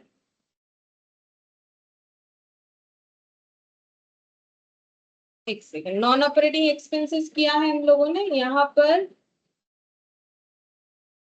लेस कर देते हैं non operating expenses, gross profit, operating expenses, operating profit आ गया, ऑपरेटिंग एक्सपेंसेस लेस कर दिया, ऑपरेटिंग प्रॉफिट आ गया, नॉन ऑपरेटिंग एक्सपेंसेस लेस करेंगे और ऑपरेटिंग इनकम ऐड करेंगे, ठीक है। बता देते हैं यहाँ पर ऐड हो जाएगा non operating income, non operating income, ठीक है, ये ऐड कर देंगे तो हमारे पास जो डेटा निकल के आएगा,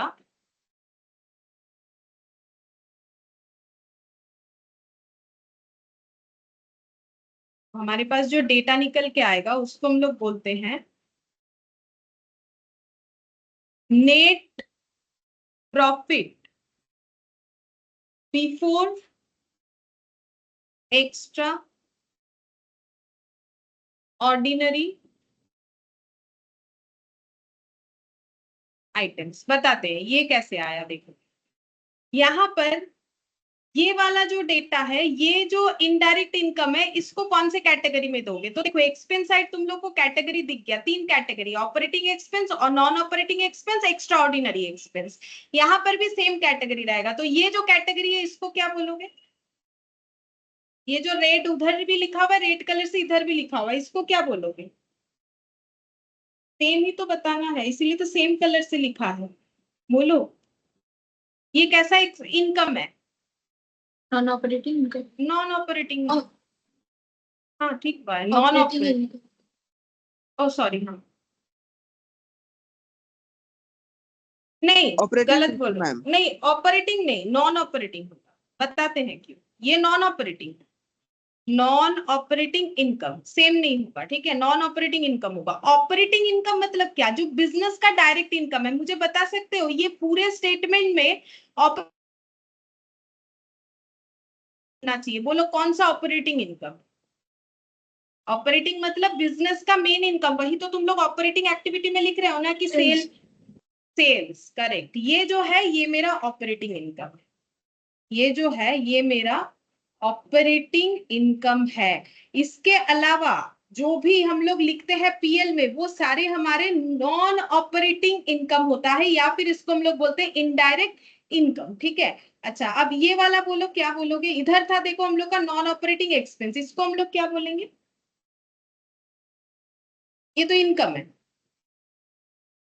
इसको क्या बोलोगे?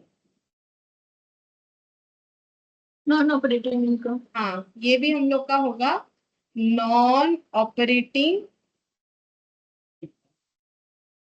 ठीक है। और ये हम लोग का क्या हो जाएगा? एक्स्ट्रा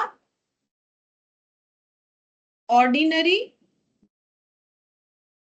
इनकम, जो कि कभी कभार होगा। इसको हम लोग बोलेंगे एक्स्ट्रा ऑर्डिनरी इनकम, ठीक है। अच्छा अब देखो यहाँ पर मैंने क्या लिखवाया अभी तुम लोगों को। ये जो मैंने स्टेटमेंट बनाया वहां पर मैंने क्या लिखा है देखो। सबसे पहले ये देखो, कंपेयर कर लेते हैं। आप देखो सबसे पहले मैंने लिखा सेल सीओजीएस, ठीक है। तो उसमें मेरा पूरा ये ट्रेडिंग कवर हो गया, जीपी आ गया। फिर उससे मैंने ये लेस कर दिया। ये लेस करने से जो प्रॉफिट मुझे दिखेगा, अगर सिर्फ इतना लेस करते हैं, ये सब का इंपैक्ट नहीं ले रहा है, जीपी से सिर्फ ये लेस करते हैं तो ऑपरेटिंग प्रॉफिट आएगा। अब वहां से अगर नॉन ऑपरेटिंग एक्सपेंसेस को भी हम लेस कर देते हैं और नॉन ऑपरेटिंग इनकम्स को अगर हम ऐड कर देते हैं, तो मेरा आ जाएगा net profit before extra ordinary. क्योंकि देखो एक्स्ट्रा ऑर्डिनरी के अलावा बाकी सारी चीज हम लोगों ने लेस ऐड कर दी है, तो मेरा क्या आ जाएगा? ऐसा प्रॉफिट जो एक्स्ट्रा ऑर्डिनरी आइटम ट्रीटमेंट के पहले है। तुम लोग देख लो खुद, ये चेक करने से समझ में आएगा। सेल्स से जैसे ही सीओजीएस लेस हो गया, मतलब ये पूरा ट्रीटमेंट कंप्लीट हो गया, तो निकल के आ गया जीपी। अब जीपी से मैंने क्या लेस कर दिया? पहले ये लेस कर दिया। मान लो ये सब कुछ लिखा हुआ ही नहीं है, तो मेरे पास क्या आ गया? Operating profit. क्यों? क्योंकि मैंने ऑपरेटिंग एक्सपेंसेस को लेस किया। फिर उसमें मैंने नॉन ऑपरेटिंग एक्सपेंसेस को फिर लेस कर दिया। तो मेरे पास नॉन ऑपरेटिंग एक्सपेंस लेस करने के बाद नॉन ऑपरेटिंग एक्सपेंस लेस किया और नॉन ऑपरेटिंग इनकम को ऐड कर दिया। नॉन ऑपरेटिंग इनकम को मैंने ऐड कर दिया किसमें? जीपी में। तो मेरे पास क्या बचा? मेरे पास प्रॉफिट आ गया एक्स्ट्रा ऑर्डिनरी आइटम एडजस्ट करने के बाद। अब हम एक्स्ट्रा ऑर्डिनरी आइटम को एडजस्ट कर देते हैं। ये देखो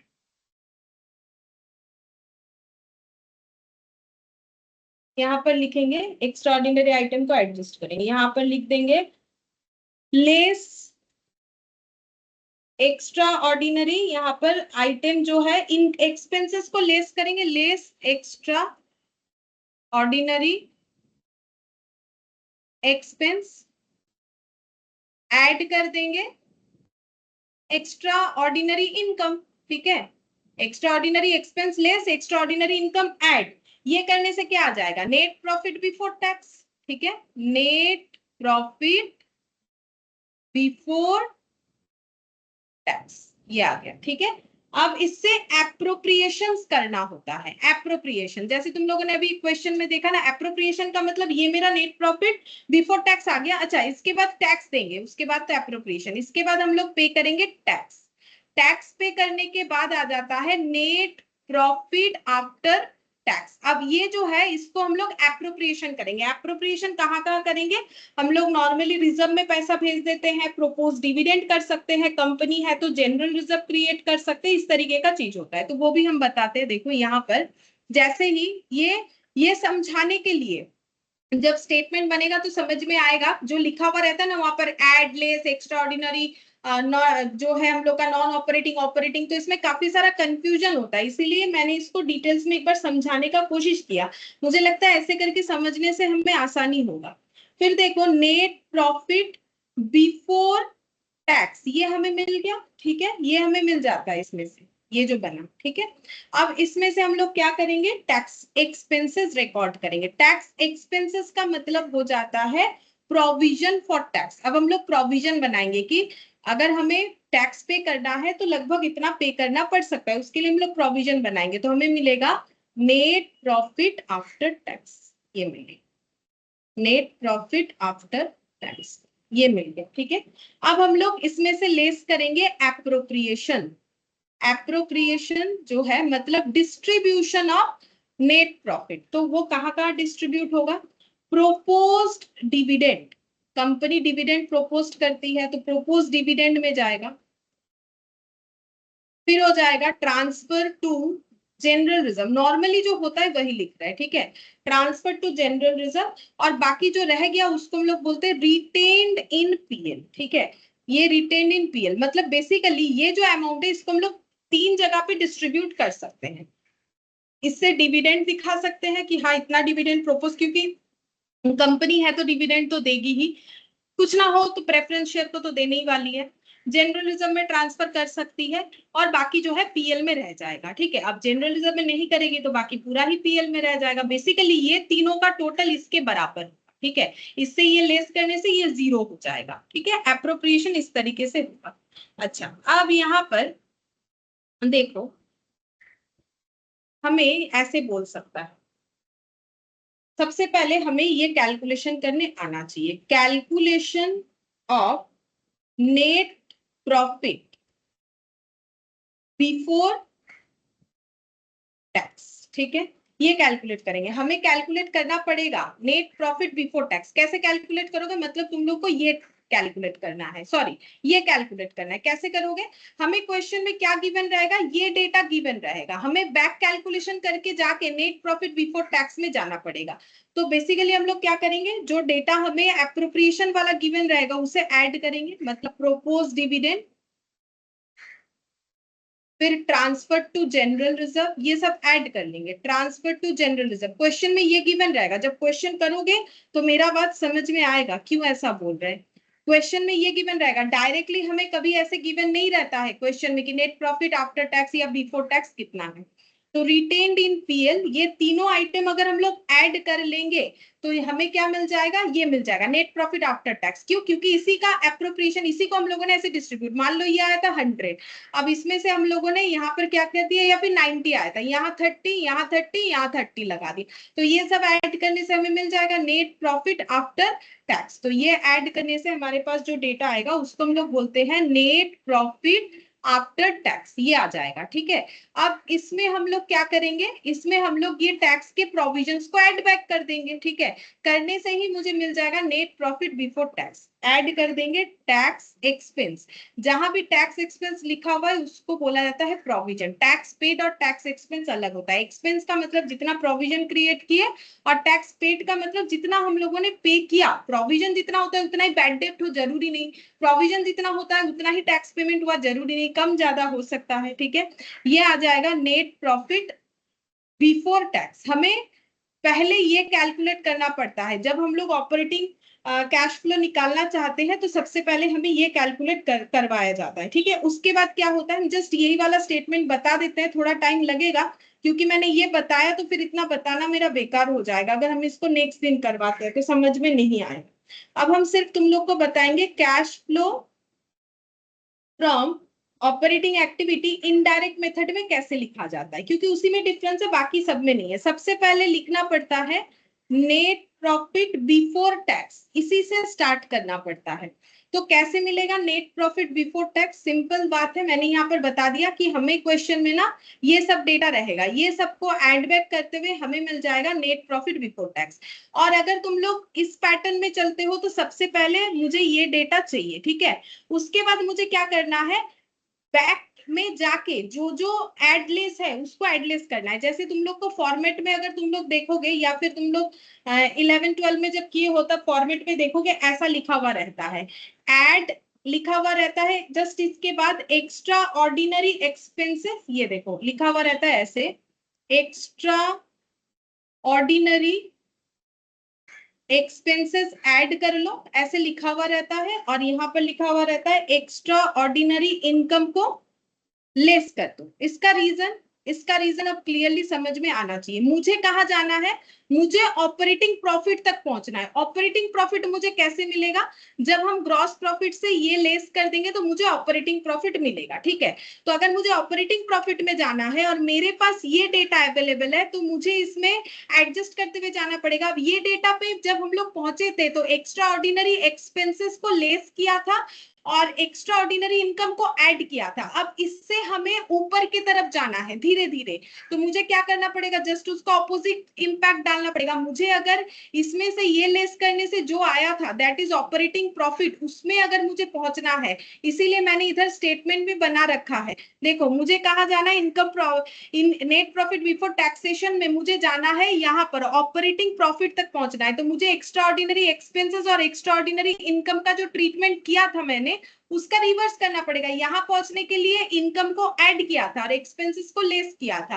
अब आगे जाएंगे तो फिर ऑपोजिट करेंगे। तो मुझे यहाँ पर देखो मैंने क्या लिखा है, एक्स्ट्रा ऑर्डिनरी एक्सपेंसेस को ऐड कर दिया है और एक्स्ट्रा ऑर्डिनरी इनकम को लेस कर दिया है। उसका रीजन यही है कि क्योंकि मुझे प्योरली ऑपरेटिंग प्रॉफिट चाहिए। तो अगर कोई मैंने एक्स्ट्रा ऑर्डिनरी एक्सपेंसेस को दिखाए, जैसे आग लग के मेरा लॉस हो गया, वो तो मेरे बिजनेस का डेली का है नहीं, तो फिर उसके वजह से मेरा प्रॉफिट कम दिख रहा होगा, मैंने उसे ऐड कर दिया। 2-3 तरीके से समझा जा सकता है। तो यहाँ पर ये एडजस्ट करने के बाद जो हमें मिल जाता है उस डेटा को हम लोग बोलते हैं नेट प्रॉफिट बिफोर, ऐसे बोलते हैं net profit before tax and extra ordinary item, extra ordinary item, ठीक है। इसको हम लोग बोलेंगे, हमारे पास वो प्रॉफिट आ गया जहां पर बिफोर टैक्स, क्योंकि ये बिफोर टैक्स से था, एंड एक्स्ट्रा ऑर्डिनरी आइटम, ठीक है। तो नेक्स्ट हम लोग क्या करेंगे, देखो इसके बाद हमें क्या करना है, इसके सीक्वेंस में चलते हैं। तो ये हम लोगों ने एडजस्ट कर दिया। अब हमारे पास क्या आ रहा है, अब हमारे पास आ रहा है नॉन ऑपरेटिंग एक्सपेंसेस और इनकम। तो नॉन ऑपरेटिंग एक्सपेंसेस और इनकम को क्या करेंगे, जो पहले किया था उसका रिवर्स।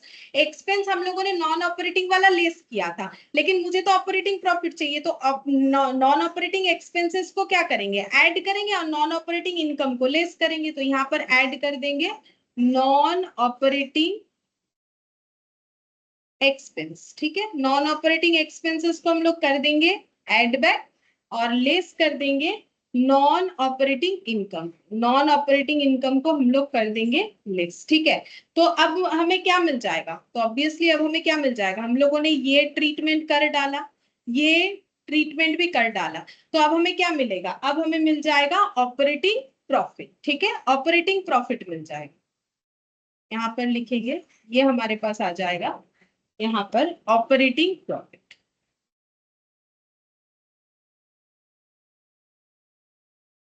ठीक है। अब जो बचा हुआ अमाउंट है वो हमें ऑपरेटिंग प्रॉफिट ही बताएगा, लेकिन क्योंकि हम लोग कैश फ्लो स्टेटमेंट बना रहे हैं तो यहाँ पर हमें कुछ और एडजस्टमेंट करना पड़ेगा। क्या करना पड़ेगा, अगर ऑपरेटिंग एक्सपेंसेस में हमारा कोई नॉन कैश आइटम था तो उसे हटाना पड़ेगा, जैसे कि डेप्रिसिएशन, क्योंकि वो किसी को पे नहीं किया जाता है। एमोर्टाइजेशन ऑफ गुडविल, इस तरीके का कुछ अगर है तो वो हमें लेस कर देना चाहिए। मतलब यहाँ पर हम लोग लिखेंगे, सॉरी ऐड करेंगे, दिखाते हैं कैसे, ऑपरेटिंग नॉन कैश आइटम, ठीक है।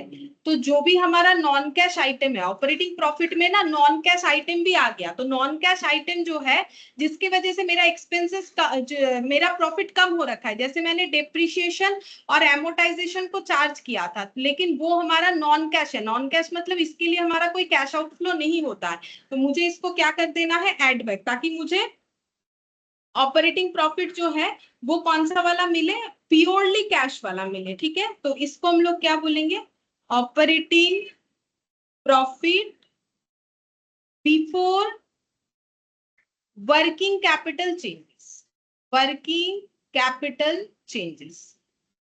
अब वर्किंग कैपिटल चेंजेस का मतलब होता है current asset minus current liability. Current asset minus current liability करने से आता है वर्किंग कैपिटल चेंजेस। तो ये वर्किंग कैपिटल चेंजेस के पहले वाला बात है। अब वर्किंग कैपिटल चेंजेस कहाँ होता है? ट्रेडिंग में। कैसे? ये देखो, परचेस किया तो करेंट लायबिलिटी हो सकता है, सेल किया तो करेंट एसेट यानी कि डेटर जनरेट हो सकता है, क्लोजिंग स्टॉक और ओपनिंग स्टॉक। ओपनिंग स्टॉक खरीदा, ओपनिंग स्टॉक जो है वो जो था उसको हम लोगों ने बेच दिया, या क्लोजिंग स्टॉक दिख रहा है, तो ये सब हम लोग का क्या है? करेंट एसेट है। तो करेंट एसेट में जो भी चेंजेस होगा, जैसे कि डेटर का चेंजेस, क्रेडिटर का चेंजेस करेंट लायबिलिटी में, तो वो सब चेंजेस का ट्रीटमेंट हम लोग यहाँ पर दिखाएंगे। तो उसका हम जस्ट लिखवा देते हैं, नेक्स्ट दिन समझा देंगे कि कैसे होता है। जैसे अभी तुम लोग को लिखना है, इंक्रीज इन करेंट एसेट होगा तो लेस होगा, लॉजिक हम बता देंगे।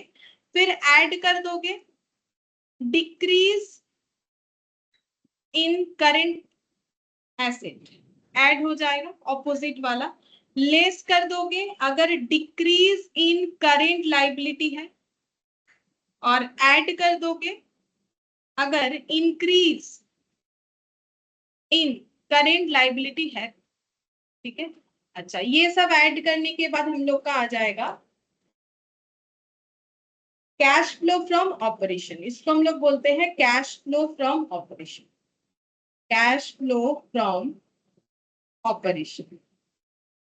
ऑपरेशन मतलब जो मेन बिजनेस का एक्टिविटी हम लोग करते हैं, क्योंकि ट्रेडिंग भी एडजस्ट कर दिया, पीएल भी हम लोगों ने एडजस्ट कर दिया। अब यहां से लेस कर देंगे इनकम टैक्स पेड वाला, इनकम टैक्स पेड। ठीक है, तो ये माइनस करने के बाद आ जाएगा cash flow from operating activity. Cash flow from operating activity, low short में लिख दिया cash flow from operating activity. तो ये चीज जो है ना, ये इसी को स्टेटमेंट फॉर्मेट में बना दिया है, नया कुछ भी नहीं है। ये लॉजिक को अगर समझ जाओगे तो इसको रटना नहीं पड़ेगा कि किसके बाद क्या लिखा जाता है, क्यों लिखा जाता है, क्योंकि हमारा स्टार्टिंग पॉइंट ये नेट प्रॉफिट बिफोर टैक्स। अब उसके बाद एक्स्ट्रा ऑर्डिनरी ही आता है। पीएल को अगर सीक्वेंस में लिखो तो वो सारी चीज हमें हटाने हैं जो हमारे ऑपरेटिंग को रिलेट नहीं करता है। तो एक्स्ट्रा ऑर्डिनरी आइटम रिलेट नहीं करता है, नॉन ऑपरेटिंग आइटम रिलेट नहीं करता है, और नॉन कैश, क्योंकि वो ऑपरेटिंग होने के बाद भी नॉन कैश इसीलिए हटाना है क्योंकि हम लोग बना रहे कैश फ्लो। तो लाइन बाय लाइन जस्ट वो हट गया। तो ये चीज जो है ये कुछ भी नहीं, पीएल जो है उसी का ही एक प्रेजेंटेशन है और कुछ भी नहीं। इसके बाद ये जो करंट एसेट वाला है ये ट्रेडिंग का पार्ट है। ठीक है, कि हमारा डेटर बढ़ रहा है या कम हो रहा है, क्रेडिटर बढ़ रहा है कम हो रहा है, ये जो भी है वो हमारा करंट एसेट करंट लायबिलिटी जो वर्किंग कैपिटल का पार्ट है। तो ये क्यों ऐसा एडलेस होता है ये नेक्स्ट दिन बता देंगे। ये सब करने के बाद आ जाएगा कैश फ्लो फ्रॉम ऑपरेशन यानी ऑपरेटिंग एक्टिविटी। अब उससे इनकम टैक्स पे करने से हमें मिल जाएगा cash flow from operating activity. ठीक है, यही सिर्फ अलग होगा इनडायरेक्ट मेथड में। बाकी तुम लोग अगर देखोगे तो फाइनेंसिंग और जो हम लोग का इन्वेस्टिंग एक्टिविटी है उसमें कोई डिफरेंसेस हमें नहीं दिखेगा। ठीक है, तो स्टेटमेंट को समझाने का एक ही कारण है ताकि तुम लोग इसको रटो मत। ठीक है, इसको समझ के करो तो बहुत इजीली याद रहेगा। ठीक है, फिर आज हम लोग इतना ही करते हैं, बाकी नेक्स्ट क्लास में।